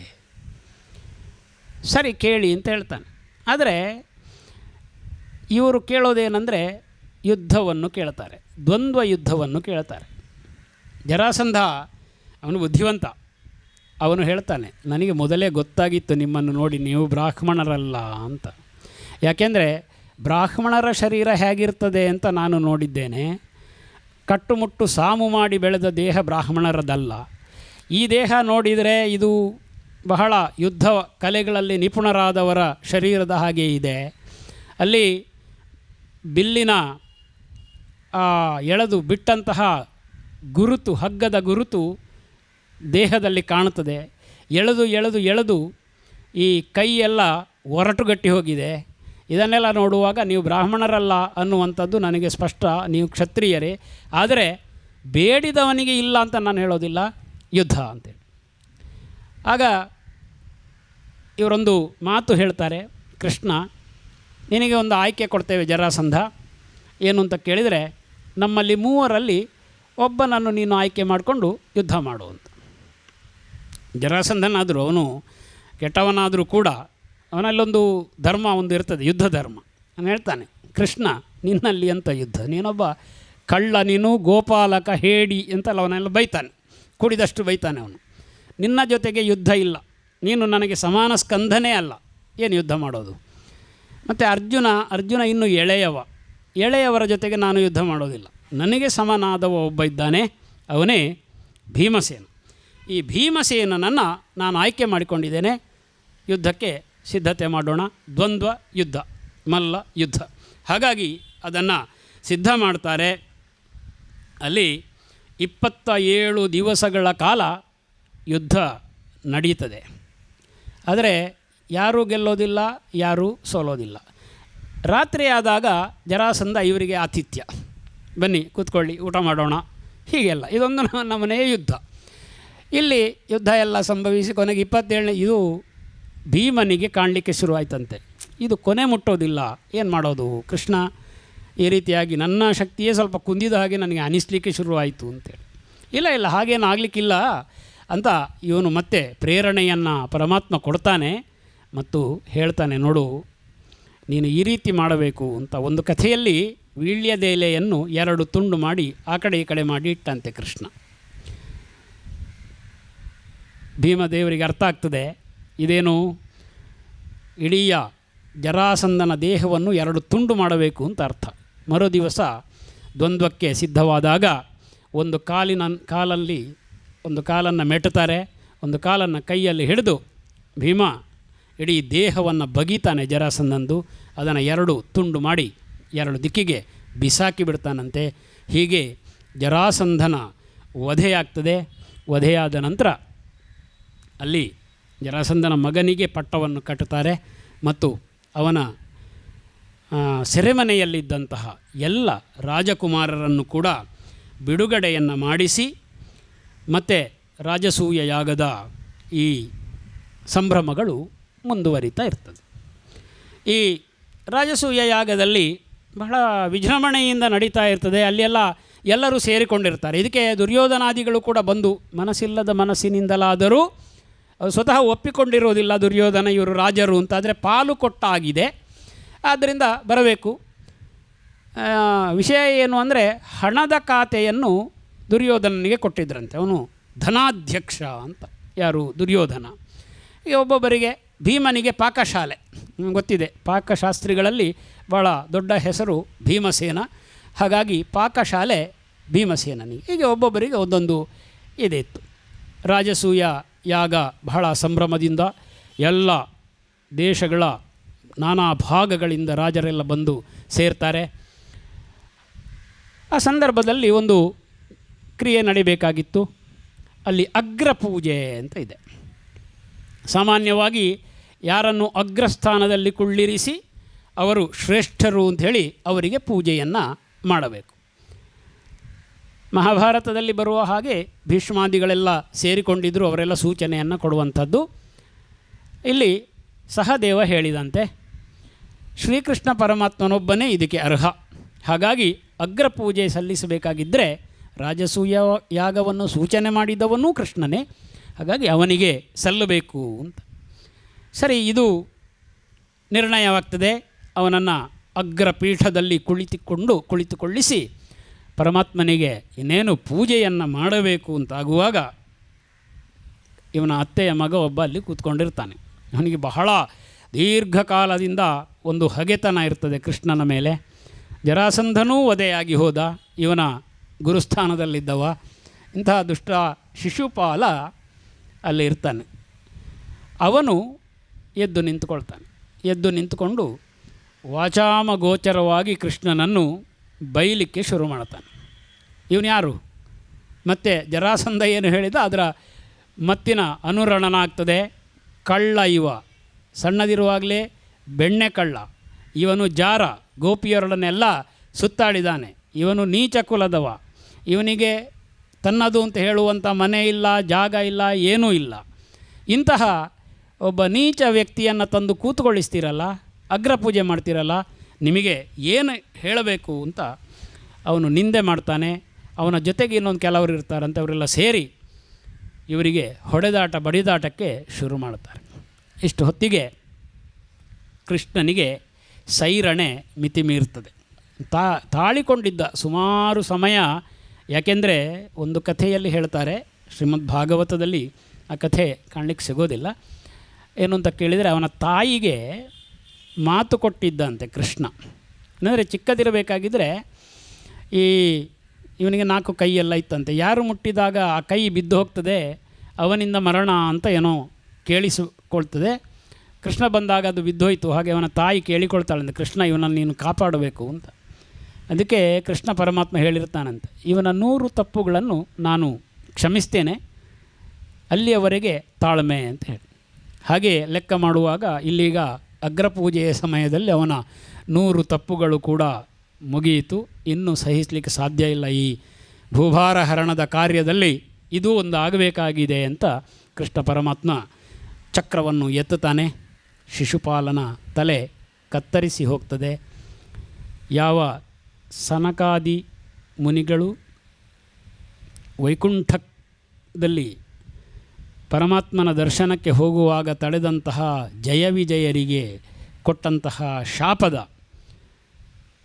3ನೆಯ ಜನ್ಮ, ಆ 3ನೆಯ ಜನ್ಮದಲ್ಲಿ ಒಬ್ಬನನ್ನು ಇಲ್ಲೀಗ ಕೃಷ್ಣ ವಧೆ ಮಾಡ್ತಾನೆ. ಅವನು ಮತ್ತೆ ವೈಕುಂಠ ಧಾಮಕ್ಕೆ ತೆರಳುತ್ತಾನೆ. ಹಾಗೆ ಮತ್ತೆ ಈ ರಾಜಸೂಯದ ಎಲ್ಲ ಸಂಭ್ರಮಗಳು ಮುಂದುವರಿತದೆ. ಈ ಸಂದರ್ಭದಲ್ಲಿ ಕೆಲವು ದಿನಗಳ ಕಾಲ ದುರ್ಯೋಧನ ಈ ಪಾಂಡವರ ಜೊತೆಗೆ ಇರ್ತಾನಂತೆ. ಮಯನಿರ್ಮಿತ ಭವನ, ಅದರಲ್ಲಿ ರಾಜಸಭೆ ಆಗ್ತಾ ಇರ್ತದೆ ಅಂತ ಹೇಳ್ತಾರೆ. ಅಲ್ಲಿಗೆ ದುರ್ಯೋಧನ ಬರ್ತಾನಂತೆ. ಸ್ವಲ್ಪ ತಡವಾಗಿ ಬರ್ತಾನೆ, ಎಲ್ಲರೂ ಕೂತ್ಕೊಂಡಿರ್ತಾರೆ.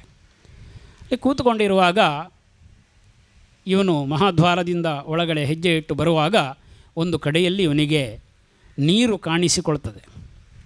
ಇದೇನು ಭವನದ ಒಳಗಡೆ ನೀರು ಕಾಣಿಸಿಕೊಳ್ತಾ ಇದೆ ಅಂತ. ಒಂದು ಐಂದ್ರಜಾಲಿಕ ಒಂದು ಚಿತ್ರ. ಹಾಗಾಗಿ ಇವನೇನು ಮಾಡ್ತಾನೆಂದರೆ ತನ್ನ ಪಂಚೆಯನ್ನು ಎತ್ತುತ್ತಾನೆ. ಎಲ್ಲಿಯಾದರೂ ನೀರು ತಾಗಿ ಈ ಪಂಚೆ ಒದ್ದೆ ಆಗ್ತದೆ ಅಂಥೇಳಿ. ಆದರೆ ಅಲ್ಲಿ ನಿಜವಾಗಿ ನೀರೇ ಇರೋದಿಲ್ಲ. ಎಲ್ಲರೂ ನಗಾಡ್ತಾರೆ. ಇನ್ನೂ ಸ್ವಲ್ಪ ಎದುರು ಬರ್ತಾನಂತೆ. ಎದುರು ಬರುವಾಗ ಮತ್ತೆ ಇದೇ ರೀತಿ ಇವನಿಗೆ ಕಾಣಲಿಕ್ಕೆ ಸಿಗ್ತದೆ.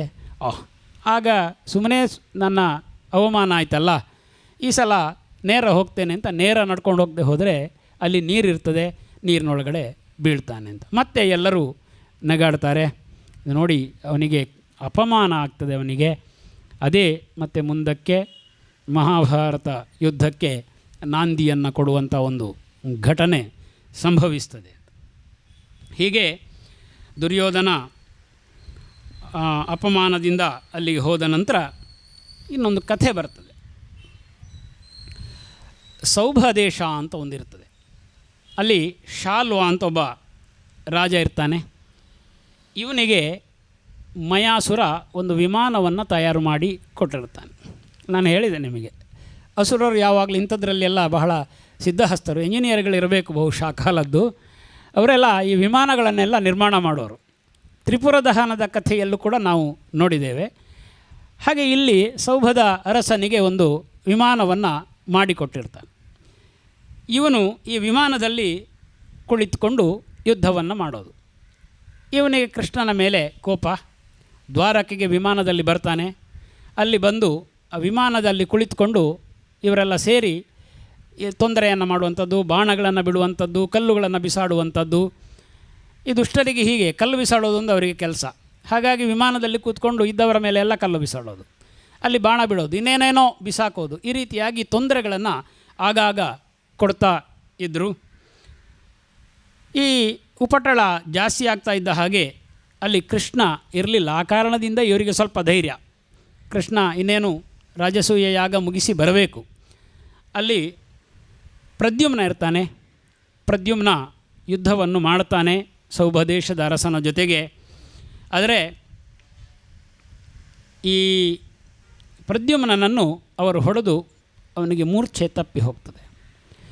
ಕೊನೆಗೆ ಈ ಹೊತ್ತಿಗೆ ಕೃಷ್ಣನಿಗೇನೋ ವಾರ್ತೆ ತಿಳಿಯುತ್ತದೆ. ಕೃಷ್ಣ ಬಹಳ ವೇಗವಾಗಿ ಬರ್ತಾನೆ.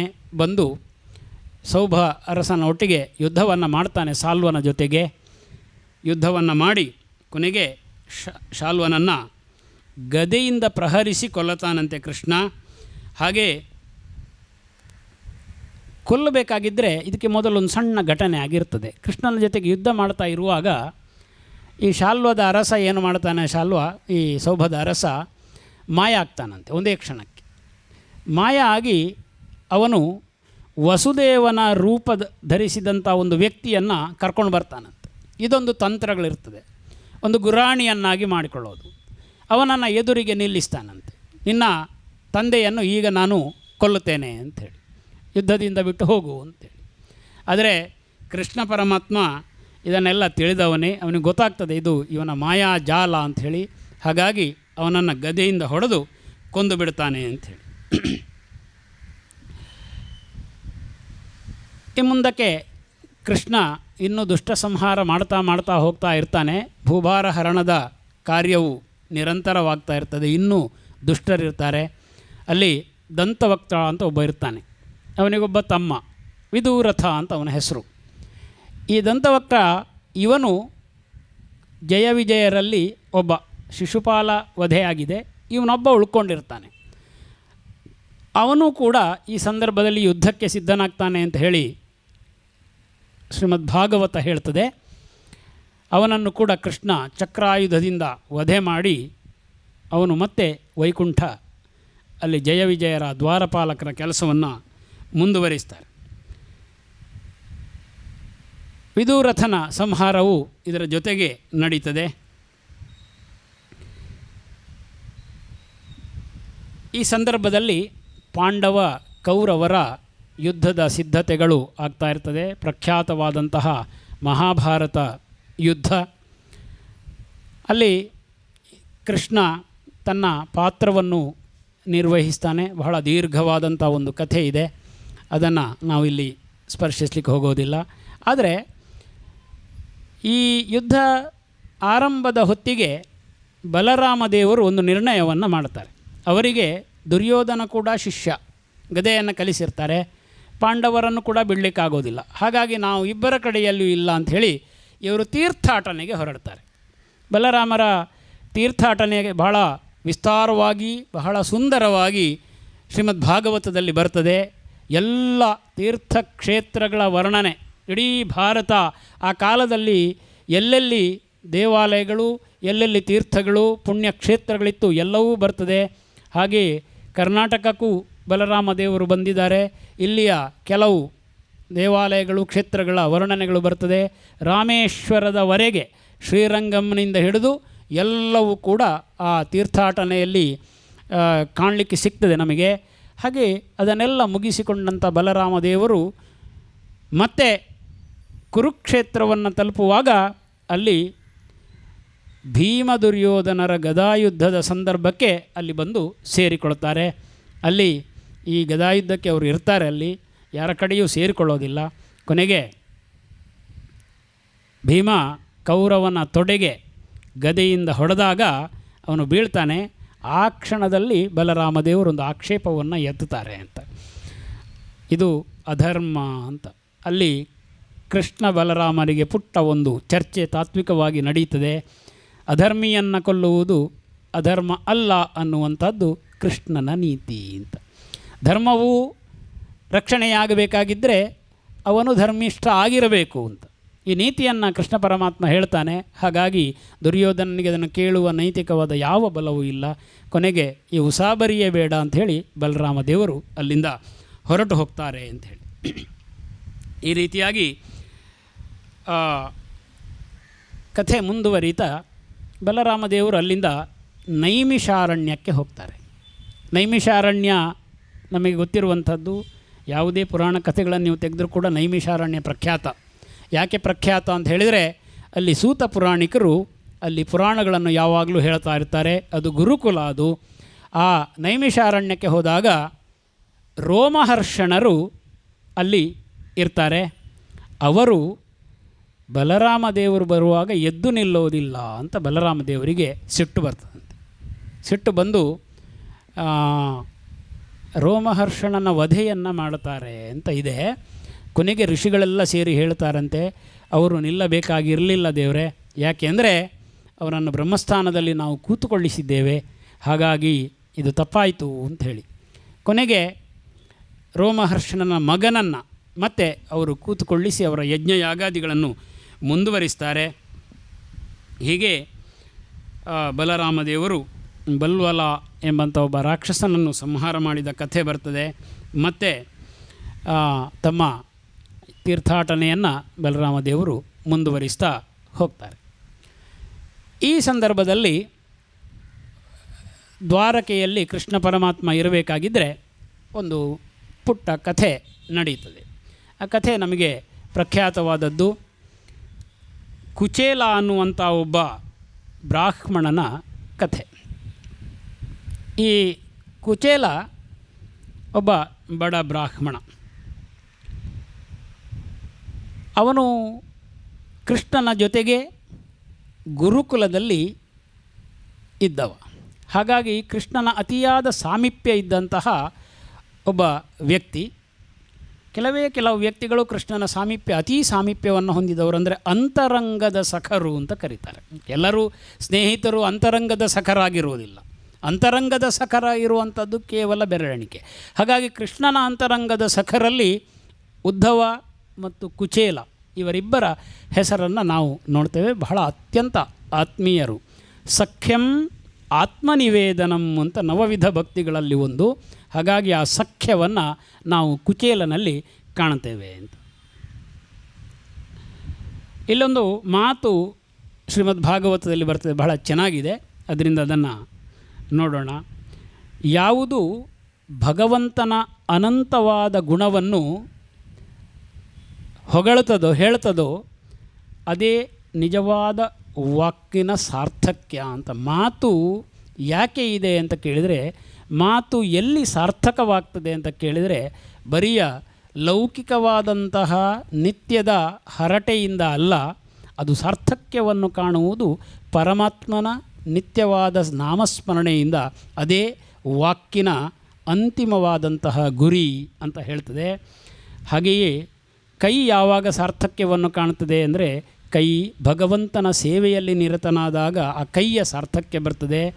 ಮನಸ್ಸು ಯಾವಾಗ ಸಾರ್ಥಕ್ಯವನ್ನು ಕಾಣುತ್ತದೆ ಅಂತ ಕೇಳಿದರೆ, ಮನಸ್ಸು ಭಗವದ್ಧ್ಯಾನದಲ್ಲಿ ನಿರತರಾದಾಗ ಆ ಧ್ಯಾನದ ಸಾರ್ಥಕತೆಯನ್ನು ಕಾಣುತ್ತದೆ. ಕಿವಿ ಯಾವಾಗ ಸಾರ್ಥಕತೆಯನ್ನು ಕಾಣುತ್ತದೆ? ಭಗವಂತನ ಲೀಲೆಗಳನ್ನು ಕೇಳಿದಾಗ ಕಿವಿಯ ಆ ಕೇಳುವಿಕೆಯ ಶಕ್ತಿಗೆ ಒಂದು ಸಾರ್ಥಕತೆ ಉಂಟಾಗ್ತದೆ ಅಂತ ಹೇಳಿ ಶುಕಮುನಿಗಳು ಶ್ರೀ ಕೃಷ್ಣನ ಲೀಲೆಯನ್ನು ಹೇಳುತ್ತಾ ಪರೀಕ್ಷಿತನಿಗೆ ಒಂದು ಸಲ ಕೃಷ್ಣನ ಧ್ಯಾನದಲ್ಲಿ ಮಗ್ನರಾಗಿ ಮಾತನ್ನು ನಿಲ್ಲಿಸ್ತಾರಂತೆ. ಭಾಗವತದ ಹೇಳಿಕೆ. ಹಾಗೆಯೇ ಒಬ್ಬ ಬ್ರಾಹ್ಮಣನ ಕಥೆ ಹೇಳುತ್ತಾ ಹೋಗ್ತಾರೆ. ಇವನು ಹೇಗಿದ್ದ ಬ್ರಾಹ್ಮಣ ಅಂತ ಕೇಳಿದರೆ ಯದೃಚ್ಛಾ ಲಾಭ ಸಂತುಷ್ಟ ಅಂತ. ಅಂದರೆ ಇವನಿಗೆ ಯಾವುದು ಸಿಕ್ಕಿತೋ ಅಷ್ಟರಲ್ಲೇ ಅವನು ಸಂತುಷ್ಟನಾಗ್ತಾ ಇದ್ದ. ಯದೃಚ್ಛಾ ಲಾಭ ಸಂತುಷ್ಟ ಅಂತ, ಬಯಸಿ ಏನನ್ನೂ ಇಲ್ಲ ಅಂತ. ಈ ರೀತಿಯ ಬದುಕು ಬಹಳ ಕಷ್ಟ. ಬಯಕೆಯೇ ಇಲ್ಲದಂತಹ ಒಂದು ಬದುಕು ಸಾಮಾನ್ಯರಿಗೆ ಬಹಳ ಕಷ್ಟ ಅಂತ. ಇವನು ಅಂಥ ಜೀವನವನ್ನು ನಡೆಸಿದಂಥ ಒಬ್ಬ ಸಜ್ಜನ. ಯದೃಷ್ಟ ಲಾಭ ಸಂತುಷ್ಟ ಅಂತ ಒಂದು ಪದ. ಆದ್ದರಿಂದ ಇವರು ಏನಿರ್ತಾನೆಂದರೆ ಶರೀರವು ಕೃಶವಾಗಿರ್ತದೆ, ತಿನ್ನಲಿಕ್ಕೆ ಸರಿಯಾಗಿ ಸಿಕ್ಕಿರೋದಿಲ್ಲ. ಇವನ ಪತ್ನಿಯೂ ಹಾಗೆ, ಅವಳಿಗೂ ಅಂಥದ್ದೇ ಶರೀರ ಇರ್ತದೆ.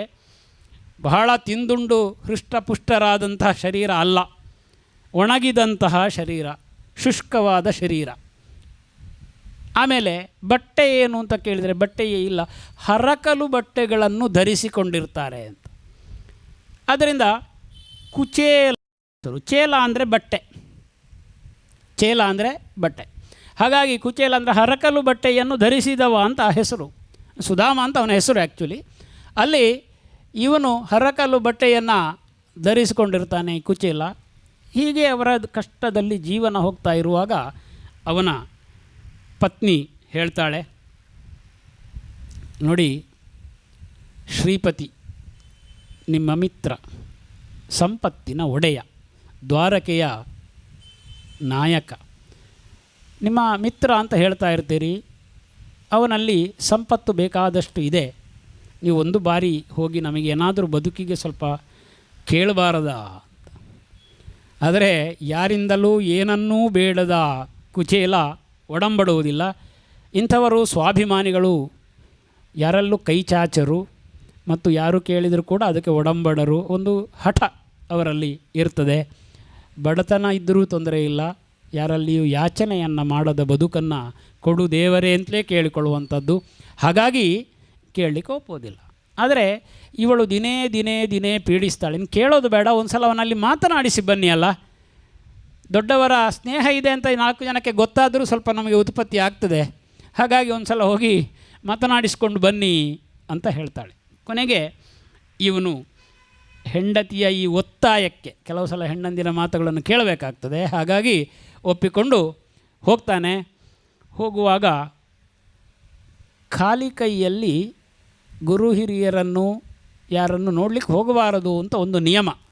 ಹಾಗಾಗಿ ಕೊಂಡೋಗುವಾಗ ಏನು ಕೊಂಡೋಗಲಿ, ಇವನಿಗೆ ತಿನ್ನಲಿಕ್ಕೆ ಇಲ್ಲ, ಇನ್ನೇನು ಹೋಗೋದು ಅಂತ. ಹಾಗಾಗಿ ಇವಳು ಆ ಕಡೆ ಈ ಕಡೆ ಎಲ್ಲರ ಮನೆಗೆ ಹೋಗಿ ಒಂದಷ್ಟು ಅವಲಕ್ಕಿಯನ್ನು ಸಂಪಾದನೆ ಮಾಡ್ತಾಳಂತೆ. ಸಂಪಾದನೆ ಮಾಡಿ ಅದನ್ನು ಕಟ್ಟುವುದು ಯಾವುದರಲ್ಲಿ, ಕೊನೆಗೆ ಒಂದು ಹರಕಲು ಬಟ್ಟೆ ಇರ್ತದೆ, ಅದರಲ್ಲಿ ಕಟ್ಟಿಕೊಳ್ತಾನೆ. ಕಟ್ಟಿಕೊಂಡು ಅದನ್ನು ತನ್ನ ಹೆಗಲಿಗೆ ಹಾಕಿಕೊಂಡು ಇವನು ದ್ವಾರಕೆಗೆ ಹೋಗ್ತಾನೆ. ದ್ವಾರಕೆಗೆ ಇವನು ಹೋಗ್ತಾ ಇರುವಾಗ, ದ್ವಾರಕೆ ಬಹಳ ಅದ್ಭುತವಾದ ನಗರಿ. ಕೃಷ್ಣನ ಸೇವಕರು ಕೂಡ ಕೃಷ್ಣನ ಹಾಗೆ ಇರ್ತಾರೆ. ಇವನನ್ನು ಬಹಳ ಆದರ ಸತ್ಕಾರಗಳಿಂದ ಒಳಗೆ ಕರ್ಕೊಂಡು ಹೋಗ್ತಾರೆ. ನಾವು ಯಾರಾದರೂ ಭಿಕ್ಷುಕರು ಅಥವಾ ಬಟ್ಟೆ ಹೀಗೆ ಸರಿ ಇಲ್ಲದವರು ಬಂದರೆ ನೋಡಬೇಕೇ, ಹಾಗೆ ಅನುಮಾನದಿಂದಲೇ ನೋಡಿಯವು. ಆದರೆ ಅಲ್ಲಿ ಅವನನ್ನು ಒಳಗಡೆ ಕರ್ಕೊಂಡು ಹೋಗ್ತಾರೆ. ಕೃಷ್ಣ ರುಕ್ಮಿಣಿಯರು ಒಟ್ಟಿಗೆ ಕೂತ್ಕೊಂಡಿರ್ತಾರಂತೆ. ಕೃಷ್ಣ ಬಹಳ ಸಂತೋಷದಿಂದ ತನ್ನ ಸಿಂಹಾಸನದಿಂದಲೇ ಎದ್ದುಕೊಂಡು ಬಂದು ಇವನನ್ನು ಆಲಿಂಗಿಸಿಕೊಳ್ತಾನೆ, ಅವನನ್ನು ಮೈದಳವುತ್ತಾನೆ, ಮತ್ತೆ ಮತ್ತೆ ಅವನಲ್ಲಿ ಮಾತನಾಡ್ತಾನೆ. ರುಕ್ಮಿಣಿಗೆ ಆಶ್ಚರ್ಯ ಆಗ್ತದೆ, ಇದು ಯಾರಪ್ಪ ಈ ವ್ಯಕ್ತಿ? ಕೃಷ್ಣ ಇಷ್ಟೆಲ್ಲ ಇವನನ್ನು ಹಚ್ಚಿಕೊಳ್ಳಬೇಕಾಗಿದ್ದರೆ ಅಂತ ಕೇಳಬೇಕಾಗಿದ್ದರೆ ಕೃಷ್ಣ ಅವನಲ್ಲಿ ತನ್ನ ಸ್ನೇಹವನ್ನು ಹೇಳಿಕೊಳ್ತಾನೆ. ಹಾಗೆಯೇ ಅವನನ್ನು ಒಂದು ಎತ್ತರವಾದ ಪೀಠದಲ್ಲಿ ಕುಳ್ಳಿರಿಸಿ ಅವನ ಕಾಲನ್ನು ತೊಳೆದು ಅವನಿಗೆ ಆದರ ಆತಿಥ್ಯಗಳನ್ನು ಮಾಡ್ತಾನೆ. ರುಕ್ಮಿಣಿಯಲ್ಲಿ ಹೇಳ್ತಾನೆ, ಅವಳು ಕೂಡ ಅವನನ್ನು ಸತ್ಕರಿಸ್ತಾಳೆ. ಹಾಗೆಯೇ ಕುಶಲೋಪರಿಗಳೆಲ್ಲ ಆದ ನಂತರ ಇವರು ಹಳೆಯ ಕಥೆಗಳನ್ನು ಸ್ನೇಹಿತರು ಸೇರಿದ ಮಾತನಾಡ್ತಾರೆ. ಹೇಳ್ತಾನೆ ಕೃಷ್ಣ, ಸುಧಾಮ, ಹೇಗೆ ನಾವು ಗುರುಕುಲದಿಂದ ಒಂದು ರಾತ್ರಿ ಹೋದವರು ಹಿಂದಿರುಗಿಸಲಿಲ್ಲ ನೋಡು, ಹಿಂದಿರುಗದೆ ಇರುವಾಗ ಕಾಡಿನಲ್ಲಿ ನಮಗೆ ಹೆದರಿಕೆ ಆದ್ದು ನೋಡು, ಆಗ ಮಳೆ ಬಂದದ್ದು ನೋಡು, ಆ ಇಡೀ ರಾತ್ರಿ ಆ ಮಿಂಚಿನ ಬೆಳಕಲ್ಲಿ ನಾವು ಕಾಡಿನಲ್ಲೇ ಕಳೆದದ್ದು ನೋಡು, ಮರು ದಿವಸ ಗುರುಗಳು ಇವರೇನು ಇಬ್ಬರು ಕಾಣೋದಿಲ್ಲ ಅಂತ ಬಂದಾಗ ನಮ್ಮನ್ನು ಕಾಡಿನಲ್ಲಿ ಹುಡುಕಿ ನಮ್ಮ ಗುರು ಸೇವೆಯ ಶುಶ್ರೂಷೆಯ ಈ ಸೇವಾ ತತ್ಪರತೆಗೆ ಖುಷಿಗೊಂಡದ್ದು ನೋಡು ಅಂತ ಎಲ್ಲ ಹಳೆಯ ಕಥೆಗಳನ್ನು ಕೃಷ್ಣ ಜ್ಞಾಪಿಸಿಕೊಳ್ತಾನಂತೆ. ಹಾಗೆಯೇ ಕೃಷ್ಣ ಇಷ್ಟೆಲ್ಲ ಮಾತನಾಡಬೇಕಾಗಿದ್ದರೆ ಇವನು ತನ್ನಲ್ಲಿ ಇದ್ದದ್ದನ್ನು ಅಡಗಿಸಿಕೊಂಡು ಕೂತುಕೊಳ್ಳುತ್ತಾನೆ. ಅದ್ಭುತವಾದ ಅರಮನೆಯ ಷಡ್ರಸೋಪೇತವಾದ ಭೋಜನ, ಅಲ್ಲಿಯ ಚಿನ್ನದ ಬೆಳ್ಳಿಯ ಎಲ್ಲ ಪಾತ್ರೆ ಸಾಮಗ್ರಿಗಳು, ಆಸನಗಳು, ಅಲ್ಲಿಯ ಆಭರಣಗಳು ಇತ್ಯಾದಿಗಳನ್ನೆಲ್ಲ ನೋಡಿ ದಂಗು ಬಡದಂತಹ ಕುಚೇಲ ತನ್ನ ಈ ಹರಕಲು ಬಟ್ಟೆಯ ಗಂಟಿನಲ್ಲಿದ್ದಂತಹ ಈ ಅವಲಕ್ಕಿ ಈ ಕೃಷ್ಣನಿಗೆ ಹೇಗೆ ಕೊಡೋದು ಅಂತ ಇವನು ತನ್ನ ನೈತ್ಯಾನುಸಂಧಾನ ಅಂತ ತನ್ನ ನೀಚತನವನ್ನೇ ತಾನು ಒಪ್ಪಿಕೊಳ್ಳೋದು. ನೀಚತನ ಅಂದರೆ ತನ್ನ ಒಂದು ಈ ಕೀಳರಿಮೆ ಅವನಲ್ಲಿ ಇರ್ತದೆ, ಅವನು ಮತ್ತೆ ಮತ್ತೆ ಅಡಗಿಸಿಟ್ಟುಕೊಳ್ತಾನಂತೆ. ಕೃಷ್ಣನೇ ಕೇಳ್ತಾನಂತೆ, ಏನು ತಂದಿಲ್ವಾ ಸುಧಾಮ, ಅತ್ತಿಗೆ ನನಗೇನು ಕಳಿಸ್ಲಿಲ್ವಾ, ನೀನೇನು ಅಡಗಿಸಿಟ್ಕೊಳ್ತಾ ಇದೆಯಲ್ಲ, ಏನೂ ಇಲ್ಲ ಅಂತ ಇವ ಮತ್ತೆ ಏನು ಹಿಂಜರಿತಾ ಇರಬೇಕಾಗಿದ್ದರೆ ಕೃಷ್ಣನೇ ಎಳ್ಕೊಳ್ತಾನಂತೆ. ಎಳ್ಕೊಂಡು ಅದನ್ನು ಬಿಚ್ಚಿ ನೋಡುವಾಗ ಅವಲಕ್ಕಿ ಇರ್ತದೆ. ಓಹೋ, ನೀನು ನನ್ನನ್ನು ಇನ್ನೂ ಮರೀಲಿಲ್ಲ, ನನಗೆ ಅವಲಕ್ಕಿ ಪ್ರಿಯ ಅಂತ ನಿನಗೆ ಬಹಳ ನೆನಪಲ್ವಾ, ನನಗೆ ಬಹಳ ಸಂತೋಷ ಆಗಿದೆ ಅಂತ ಆ ಅವಲಕ್ಕಿಯನ್ನು ತನ್ನ ಪತ್ನಿಯರಿಗೆ ಎಲ್ಲರಿಗೂ ಕೂಡ ಹಂಚಿ ತಿಂದು ಕೃಷ್ಣ ಖುಷಿ ಪಡ್ತಾನಂತೆ. ಖುಷಿಪಟ್ಟು ಸ್ವಲ್ಪ ಎಲ್ಲ ದಿವಸಗಳೆಲ್ಲ ಕಳೀತದೆ. ಇವನಿಗೆ ತಾನು ಬಂದದ್ದು ಯಾಕೆ, ಕೃಷ್ಣನಲ್ಲಿ ಬೇಡಲಿಕ್ಕೆ. ಆದರೆ ಇವನಿಗೆ ಬಾಯಿಯೇ ಬರೋದಿಲ್ಲ. ಕೃಷ್ಣನಲ್ಲಿ ಹೇಗೆ ಕೇಳಿಕೊಳ್ಳೋದು? ಕೃಷ್ಣನಲ್ಲಿ ಎಷ್ಟೂ ಇರಬಹುದು, ಎಷ್ಟೂ ಇದ್ದವರ ಹತ್ರ ನಾವು ಕೇಳೋದು ಸರಿಯಲ್ಲ. ನಮ್ಮಲ್ಲಿ ಇಲ್ಲ ಅಂತ ಇದ್ದವರ ಹತ್ರ ಕೇಳೋದು ಸರಿಯಲ್ಲ. ಹಾಗಾಗಿ ಇವನು ಮಾತೇ ಆಡೋದಿಲ್ಲ. ಕೃಷ್ಣನು ಏನನ್ನೂ ಕೇಳೋದಿಲ್ಲ ಇವನ ಹತ್ರ, ಕೃಷ್ಣನು ಏನನ್ನೂ ಕೇಳೋದಿಲ್ಲ. ಹಾಗಾಗಿ ಇವನು ಅಲ್ಲಿಂದ, ಕೃಷ್ಣ ಸುಮಾರು ಸಮಯ ಆಯಿತು ನಾನು ಮನೆಯಿಂದ ಬಂದು, ಪತ್ನಿಯೆಲ್ಲ ಕಾಯ್ತಾ ಇರ್ತಾಳೆ, ನಾನು ಊರಿಗೆ ಹೋಗಬೇಕು ಅಂತ. ಹೌದಾ, ಬಹಳ ಸಂತೋಷ, ಇನ್ನೊಂದು ಸಲ ಬಾ ಸುಧಾಮ, ನಾವು ಯಾವಾಗಲೂ ನಿನಗೆ ಕಾಯ್ತಾ ಇರ್ತೇವೆ, ನಿನ್ನನ್ನು ನಾನು ಬಯಸ್ತಾ ಇರ್ತೇನೆ, ನಿನ್ನಂಥ ಒಬ್ಬ ಸ್ನೇಹಿತ ನನಗಿರಬೇಕು ಅಂಥೇಳಿ, ಹಾಗಾಗಿ ಹೋಗಿಬಿಟ್ಟು ಬಾ ಅಂತ ಅವನನ್ನು ಕೃಷ್ಣ ಕಳಿಸಿಕೊಡ್ತಾನೆ. ಇವನು ಮನಸ್ಸಿನಲ್ಲಿ ಖಂಡಿತಂತೆ ಕೃಷ್ಣನು ಏನೂ ಕೇಳಲಿಲ್ಲ. ಹೇಗೆ ಕೇಳ್ತಾನೆ, ಇಷ್ಟೆಲ್ಲ ಸತ್ಕಾರ ನನಗೆ ಮಾಡಿದ ಅಲ್ಲ, ಇದೇ ದೊಡ್ಡದು, ಹಾಗಾಗಿ ಇದನ್ನೆಲ್ಲ ನಾವು ಬಯಸಬಾರದಲ್ಲ ಅಂತ ಹೇಳಿಕೊಂಡು, ಅದಕ್ಕಿಂತ ಮೊದಲು ಕೃಷ್ಣ ಒಂದು ಮಾತು ಹೇಳಿರ್ತಾನಂತೆ, ಪತ್ರಂ ಪುಷ್ಪಂ ಫಲಂ ತೋಯಂ ಏಮೇ ಭಕ್ತ್ಯಾ ಪ್ರಯಚ್ಛತಿ ಅಂತ ಇದು ಬರ್ತದೆ ಅಲ್ಲ. ಹಾಗಾಗಿ ನೀನೇನು ಸ್ವಲ್ಪ ಕೊಟ್ಟರೂ ಕೂಡ ನನಗೆ ಅದು ಪ್ರಿಯವೇ ಅನ್ನೋ ಮಾತನ್ನು ಹೇಳಿರ್ತಾನೆ. ಹಾಗಾಗಿ ಈ ಪ್ರೀತಿಯೇ ನನಗೆ ಸಾಕು, ನಾನು ತಂದಂಥ ಅವಲಕ್ಕಿಯನ್ನು ಕೃಷ್ಣ ತಿಂದ ಅಲ್ಲ, ಅದೇ ನನಗೆ ಅನುಗ್ರಹ ಅಂತ ಹೇಳಿಕೊಂಡು ಅಲ್ಲಿಂದ ಹೊರಟು ಬರ್ತಾನೆ. ಬರಬೇಕಾಗಿದ್ದರೆ ಇವನು ಊರಿಗೆ ಬರುವಾಗ ಇವನ ಮನೆಯಲ್ಲಿ ಕಾಣಲಿಕ್ಕೆ ಸಿಗೋದಿಲ್ಲ. ಇವನಿಗೆ ಆಶ್ಚರ್ಯ ಆಗ್ತದೆ, ನನ್ನ ಮನೆಯಲ್ಲಿ ಹೋಯಿತು ಅಂತೆಲ್ಲ ಹುಡುಕಾಡ್ತಾ ಇರುವಾಗ ಒಂದು ದೊಡ್ಡ ಸೌಧ ಅವನಿಗೆ ಕಾಣಲಿಕ್ಕೆ ಸಿಗ್ತದೆ. ಅಲ್ಲಿ ಬಹಳ ಆಭರಣಗಳಿಂದ ಅಲಂಕೃತವಾದಂತಹ ಒಳ್ಳೆಯ ಬಟ್ಟೆಯನ್ನು ಧರಿಸಿದಂಥ ಒಬ್ಬಳು ಸ್ತ್ರೀ ಇವನನ್ನು ಕರೀತಾ ಇರ್ತಾಳೆ.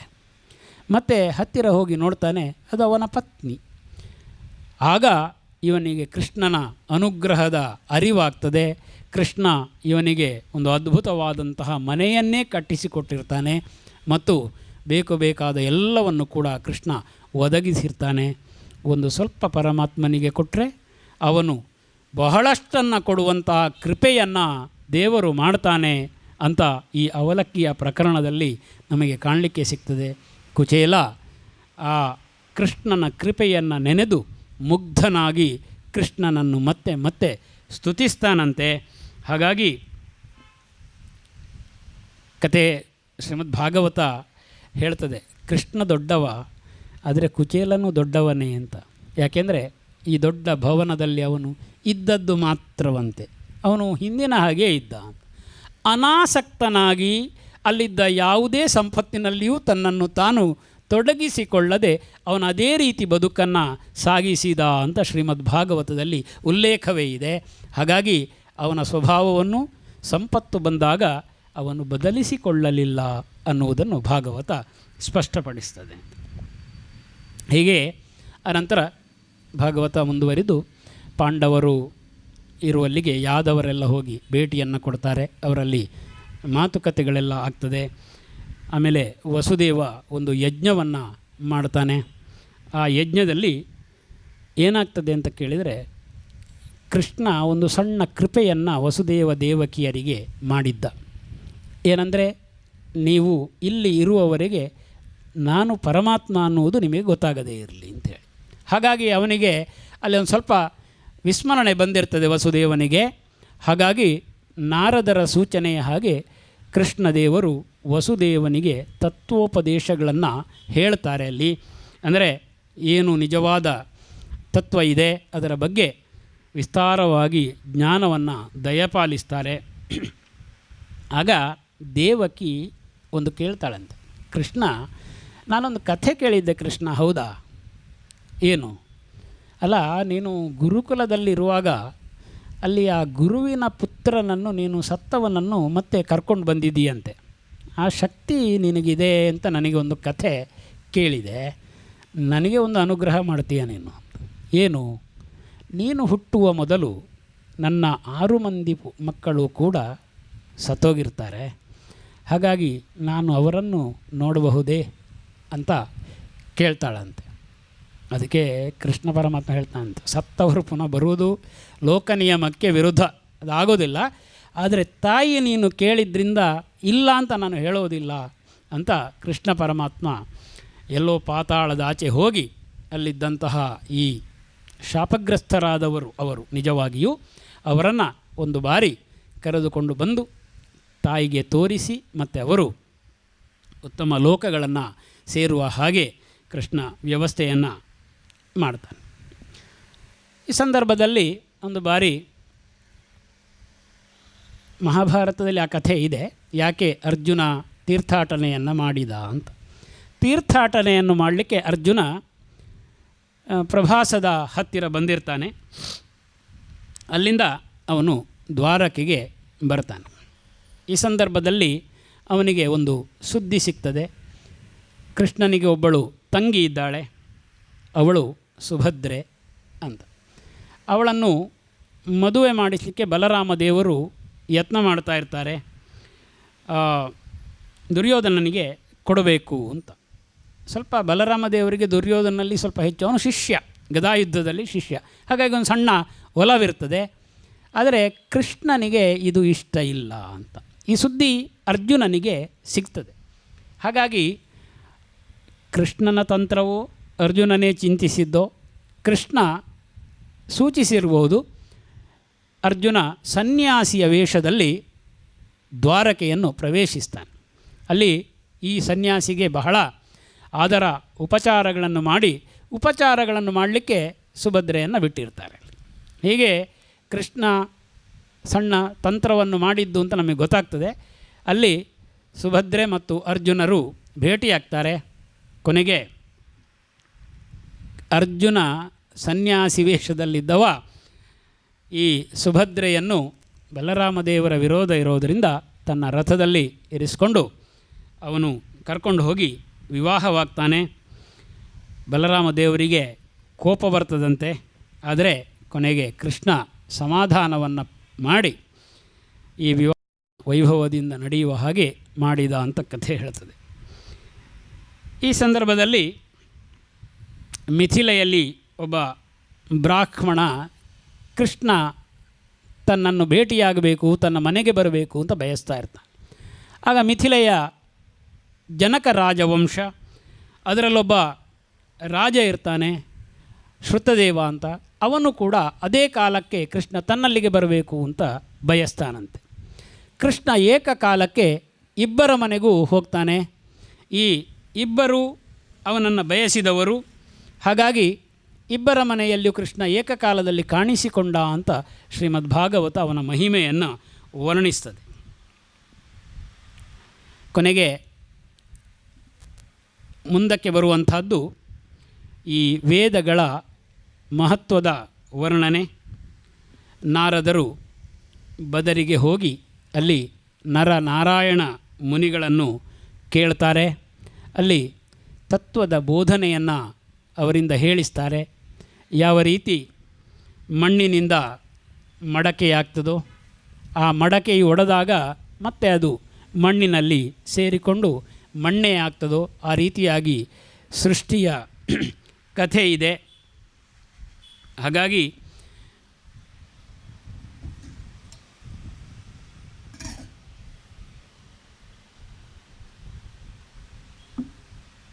ಪರಮಾತ್ಮನನ್ನು ಬಿಟ್ಟಂತಹ ಬೇರೆ ಒಂದು ಅಸ್ತಿತ್ವ ಈ ಜಗತ್ತಿನಲ್ಲಿ ಇಲ್ಲ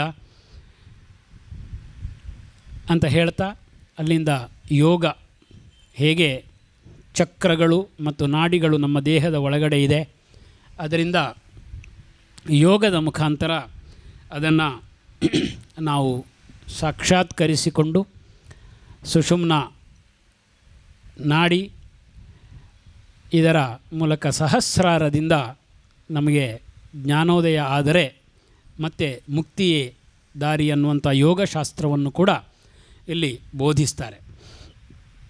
ಮುಂದಕ್ಕೆ ಒಂದು ವೃಕಾಸುರನ ಕಥೆ ಬರ್ತದೆ. ಭಿನ್ನ ರೀತಿಯಲ್ಲಿ ಕಥೆಗಳನ್ನು ನಾವು ಕೇಳಿರ್ತೇವೆ. ಈ ವೃಕಾಸುರ ಶಿವನಿಂದ ವರವನ್ನು ಪಡೆದುಕೊಂಡಿರ್ತಾನೆ. ಏನು ವರ ಅಂತ ಕೇಳಿದರೆ, ಅವನು ತಾನು ಕೈಯನ್ನು ಇಟ್ಟ ಮನುಷ್ಯ ಸತ್ತೋಗಬೇಕು ಅಂತ, ಯಾರ ತಲೆಗೆ ಕೈ ಇಡ್ತೇನೆ ಅವನು ಸತ್ತು ಹೋಗಬೇಕು ಅಂತ ನಾವು ಭಸ್ಮಾಸುರನ ಕಥೆಯನ್ನು ಕೇಳಿರ್ತೇವೆ. ಆ ವರವನ್ನು ಪಡೀತಾನೆ. ಪಡೆದುಕೊಂಡ ನಂತರ ಅಲ್ಲಿ ಶಿವದೇವರ ಮೇಲೆ ಇದನ್ನು ಪ್ರಯೋಗ ಮಾಡಲಿಕ್ಕೆ ಹೊರಡ್ತಾನೆ ಅಂತ. ಶಿವದೇವರು ನಾರಾಯಣನಲ್ಲಿ ಶರಣು ಹೋಗ್ತಾರೆ. ಅಲ್ಲಿ ಹೋಗಿ ಇವನಿಂದ ಬಚಾವ್ ಮಾಡಬೇಕು ಅಂಥೇಳಿ ಆಗ ಒಂದು ಬಾಲ ಬ್ರಹ್ಮಚಾರಿಯ ರೂಪದಲ್ಲಿ ಶ್ರೀಹರಿ ವೃಕಾಸುರನ ಎದುರು ಕಾಣಿಸಿಕೊಂಡು ಅವನನ್ನು ಮಾತಿಗೆ ಎಳೆದು ಅವನಿಗೆ ಒಂದು ಮೋಹಕವಾದಂತಹ ಮಾತುಗಳಿಂದ ಅವನ ದಾರಿ ತಪ್ಪಿಸಿ ಇಂಥ ವರ ಇರಲಿಕ್ಕೆ ಸಾಧ್ಯ ಇಲ್ಲ, ಯಾರ ತಲೆಗೂ ಕೈ ಇಟ್ಟರೆ ಅವನು ನಾಶ ಆಗಲಿಕ್ಕೆ ಸಾಧ್ಯ ಇಲ್ಲ, ಬೇಕಿದ್ರೆ ನಿನ್ನ ತಲೆಗೆ ನೀನು ಕೈ ಇಟ್ಕೊಂಡು ನೋಡು ಅಂತ ಅವನನ್ನು ಮೋಹಕ ಮಾತುಗಳಿಂದ ದಾರಿ ತಪ್ಪಿಸಿ ಅವನೇ ಅವನ ತಲೆಗೆ ಕೈ ಇಟ್ಟುಕೊಳ್ಳುವ ಹಾಗೆ ಮಾಡಿ ಅವನ ನಾಶವನ್ನು ಮಾಡುತ್ತಾರೆ ಅಂಥೇಳಿ ಕಥೆ ಮುಂದುವರಿಯುತ್ತದೆ. ಅಲ್ಲಿ ಭೃಗು ಮಹರ್ಷಿಗಳ ಕಥೆಯನ್ನು ಶುಕಾಚಾರ್ಯರು ಹೇಳ್ತಾರೆ. ಈ ಋಷಿಗಳಲ್ಲಿ ಒಂದು ಬಾರಿ ತ್ರಿಮೂರ್ತಿಗಳಲ್ಲಿ ಯಾರು ಶ್ರೇಷ್ಠ ಅಂತ ಒಂದು ಕಥೆ, ಅದು ಬಹಳ ವಿಸ್ತಾರವಾಗಿದೆ. ಅಲ್ಲಿ ಕೊನೆಗೆ ಭೃಗು ಮಹರ್ಷಿಗಳು ಇದನ್ನು ಪರೀಕ್ಷೆ ಮಾಡಲಿಕ್ಕೆ ಹೋಗ್ತಾರೆ. ಬ್ರಹ್ಮನಲ್ಲಿಗೆ ಹೋಗ್ತಾರೆ. ಬ್ರಹ್ಮದೇವರು ಮಾತನಾಡದೇ ಇರ್ತಾರಂತೆ. ಕೊನೆಗೆ ಪಾರ್ವತಿ ಸಹಿತನಾದ ಶಿವನಲ್ಲಿ ಹೋಗ್ತಾರೆ. ಶಿವದೇವರು ಅವನನ್ನು ಹೆಚ್ಚು ಓಲೈಸೋದಿಲ್ಲ. ಕೊನೆಗೆ ಭೃಗು ಮಹರ್ಷಿ ನಾರಾಯಣನಲ್ಲಿ ಬರುವಾಗ ನಾರಾಯಣ ದೇವರು ಲಕ್ಷ್ಮೀ ಸಹಿತನಾದಂತಹ ನಾರಾಯಣ ದೇವರು ಪವಡಿಸಿರ್ತಾರೆ. ಅವನ ಎದೆಗೆ, ನಾರಾಯಣ ದೇವರ ಎದೆಗೆ ಭೃಗು ಮಹರ್ಷಿಗಳು ತುಳಿತಾರಂತೆ. ಅವರ ಕಾಲನ್ನು ಅವನು ಹಿಡಿದು ಆ ಕಾಲಿಗೆ ಎಷ್ಟು ನೋವಾಯಿತು ಅಂತ ಕೇಳ್ತಾರೆ. ಅವನ ಅಹಂಕಾರವನ್ನು, ಭೃಗು ಮಹರ್ಷಿ ಅಹಂಕಾರವನ್ನು ನಾರಾಯಣ ದೇವರಲ್ಲಿ ತೆಗೀತಾರೆ ಅಂತ. ಕೊನೆಗೆ ಈ ರೀತಿಯಾಗಿ ಒಂದು ಕಥೆ ನಡೀತದೆ. ದೇವರಲ್ಲಿ ಮೇಲು ಕೀಳುಗಳನ್ನು ಕಾಣುವಂಥದ್ದು ಮನುಷ್ಯ ಸ್ವಭಾವ. ಎಲ್ಲವೂ ಕೂಡ ಪರಮಾತ್ಮನೊಬ್ಬನ ಬೇರೆ ಬೇರೆ ರೂಪಗಳಷ್ಟೇ ಅನ್ನುವಂಥದ್ದನ್ನು ಭಾಗವತ ಹೇಳ್ತದೆ. ಹಾಗೆ ಒಂದು ಕಥೆ ಏನಾಗ್ತದೆ ಅಂತ ಕೇಳಿದರೆ, ಯಾದವರಿಗೆ ಮುನಿ ಶಾಪದ ಒಂದು ಕಥೆ ನಾವು ಹಿಂದಕ್ಕೆ ಕೇಳಿದ್ದೇವೆ. ಇಲ್ಲಿ ಶ್ರೀಕೃಷ್ಣ ಸಂಕಲ್ಪ ಇರ್ತದೆ. ಶ್ರೀಕೃಷ್ಣ ಸಂಕಲ್ಪ ಏನು ಅಂತ ಕೇಳಿದರೆ, ಎಲ್ಲರೂ ಕೂಡ ನಾಶ ಆಗಿದ್ದಾರೆ. ನಾಶ ಆಗಿ ಭೂಭಾರಹರಣ ಸಾಮಾನ್ಯ ಸಂಭವಿಸಿದೆ. ಆದರೆ ಶತ್ರುಗಳೇ ಇಲ್ಲದಾಗ ಕೆಲವರು ಮಿತಿ ಮೀರುತ್ತಾರೆ ಅಂತ.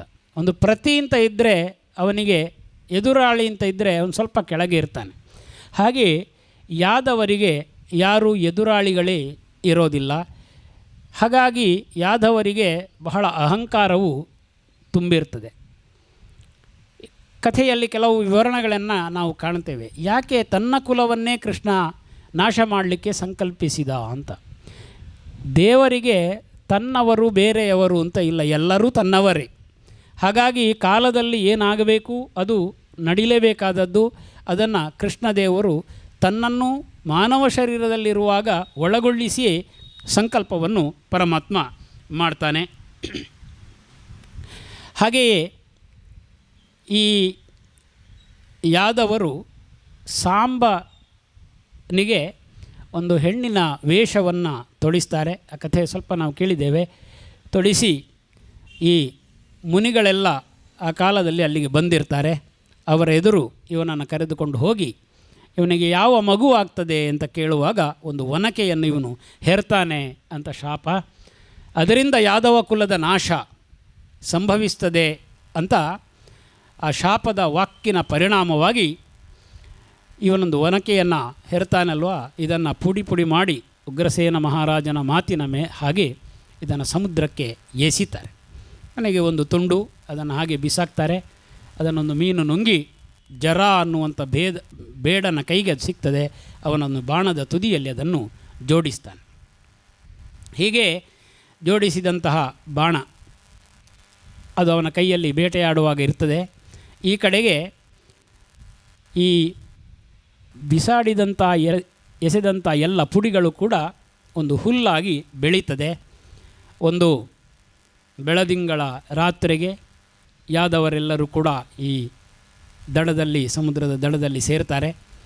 ಅಲ್ಲಿ ಪರಸ್ಪರ ಮಾತುಕತೆಗಳಾಗ್ತವೆ. ಕೊನೆಗೆ ಮಹಾಭಾರತ ಯುದ್ಧವನ್ನು ಗೆದ್ದವರು ಯಾರು, ಗೆಲ್ಲಿಸಿಕೊಟ್ಟವರು ಯಾರು ಅಂತ ಅವರ ಒಳಗೆ ವಾದ ವಿವಾದಗಳು ಆರಂಭ ಆಗ್ತದೆ. ಆರಂಭ ಆಗಿ ಅವರು ನಾನು ಕಾರಣ ಅಂತ ಹೊಡೆದಾಡಿಕೊಳ್ಳಿಕ್ಕೆ ಶುರು ಮಾಡ್ತಾರೆ. ಮದ್ಯದ ಅಮಲಿನಲ್ಲಿ ಇರ್ತಾರೆ. ಕೊನೆಗೆ ಶಸ್ತ್ರಾಸ್ತ್ರಗಳು ಏನೂ ಸಿಗೋದಿಲ್ಲ. ಹಾಗಾಗಿ ಈ ಶಾಪಗ್ರಸ್ತವಾದಂತಹ ಈ ಏನು ಹುಲ್ಲು ಇರ್ತದೆ ಅದನ್ನು ಸೆಳೆದುಕೊಂಡು ಪರಸ್ಪರ ಹೊಡೆದಾಡಿಕೊಂಡು ಅವರು ಸಾಯ್ತಾರೆ. ಎಲ್ಲರೂ ಬಂದು ಕೃಷ್ಣನಲ್ಲಿ ಹೇಳ್ತಾರಂತೆ, ಕೃಷ್ಣ ಹೋಗಿ ನಿಲ್ಲಿಸು, ಎಲ್ಲ ನಿನ್ನ ಬಂಧು ಬಾಂಧವರೆಲ್ಲ ಹೊಡೆದಾಡಿ ಸಾಯ್ತಾ ಇದ್ದಾರೆ ಅಂತ. ಆಗ ಕೃಷ್ಣ ಪರಮಾತ್ಮ ಹೇಳ್ತಾನಂತೆ, ಕಾಲದ ಲೀಲೆ ನಡೀಲಿ ಅಂತ ತಾನು ಬಹಳ ನಿಸ್ಪೃಹತೆಯಿಂದ ಹೋಗಿ ಒಂದು ಕಡೆಯಲ್ಲಿ ವಿಶ್ರಾಂತಿಯನ್ನು ತಗೊಳ್ತಾ ಇರ್ತಾನೆ ಅಂಥೇಳಿ. ಹಾಗೆ ಉದ್ಧವನನ್ನು ಆ ಸಂದರ್ಭದಲ್ಲಿ ಕೃಷ್ಣ ಪರಮಾತ್ಮ ಹೇಳ್ತಾನೆ ಕರೆದು, ನೋಡು ಉದ್ಧವ, 7 ದಿವಸಗಳ ಕಾಲ ಮಾತ್ರ ಉಳಿದಿದೆ. ಇಡೀ ದ್ವಾರಕೆ ಮುಳುಗಿ ಹೋಗ್ತದೆ, ಉತ್ಪಾತಗಳು ಸಂಭವಿಸ್ತದೆ. ಆದ್ದರಿಂದ ನೀನು ಇಲ್ಲಿಂದ ಹೊರಟು ಹೋಗು.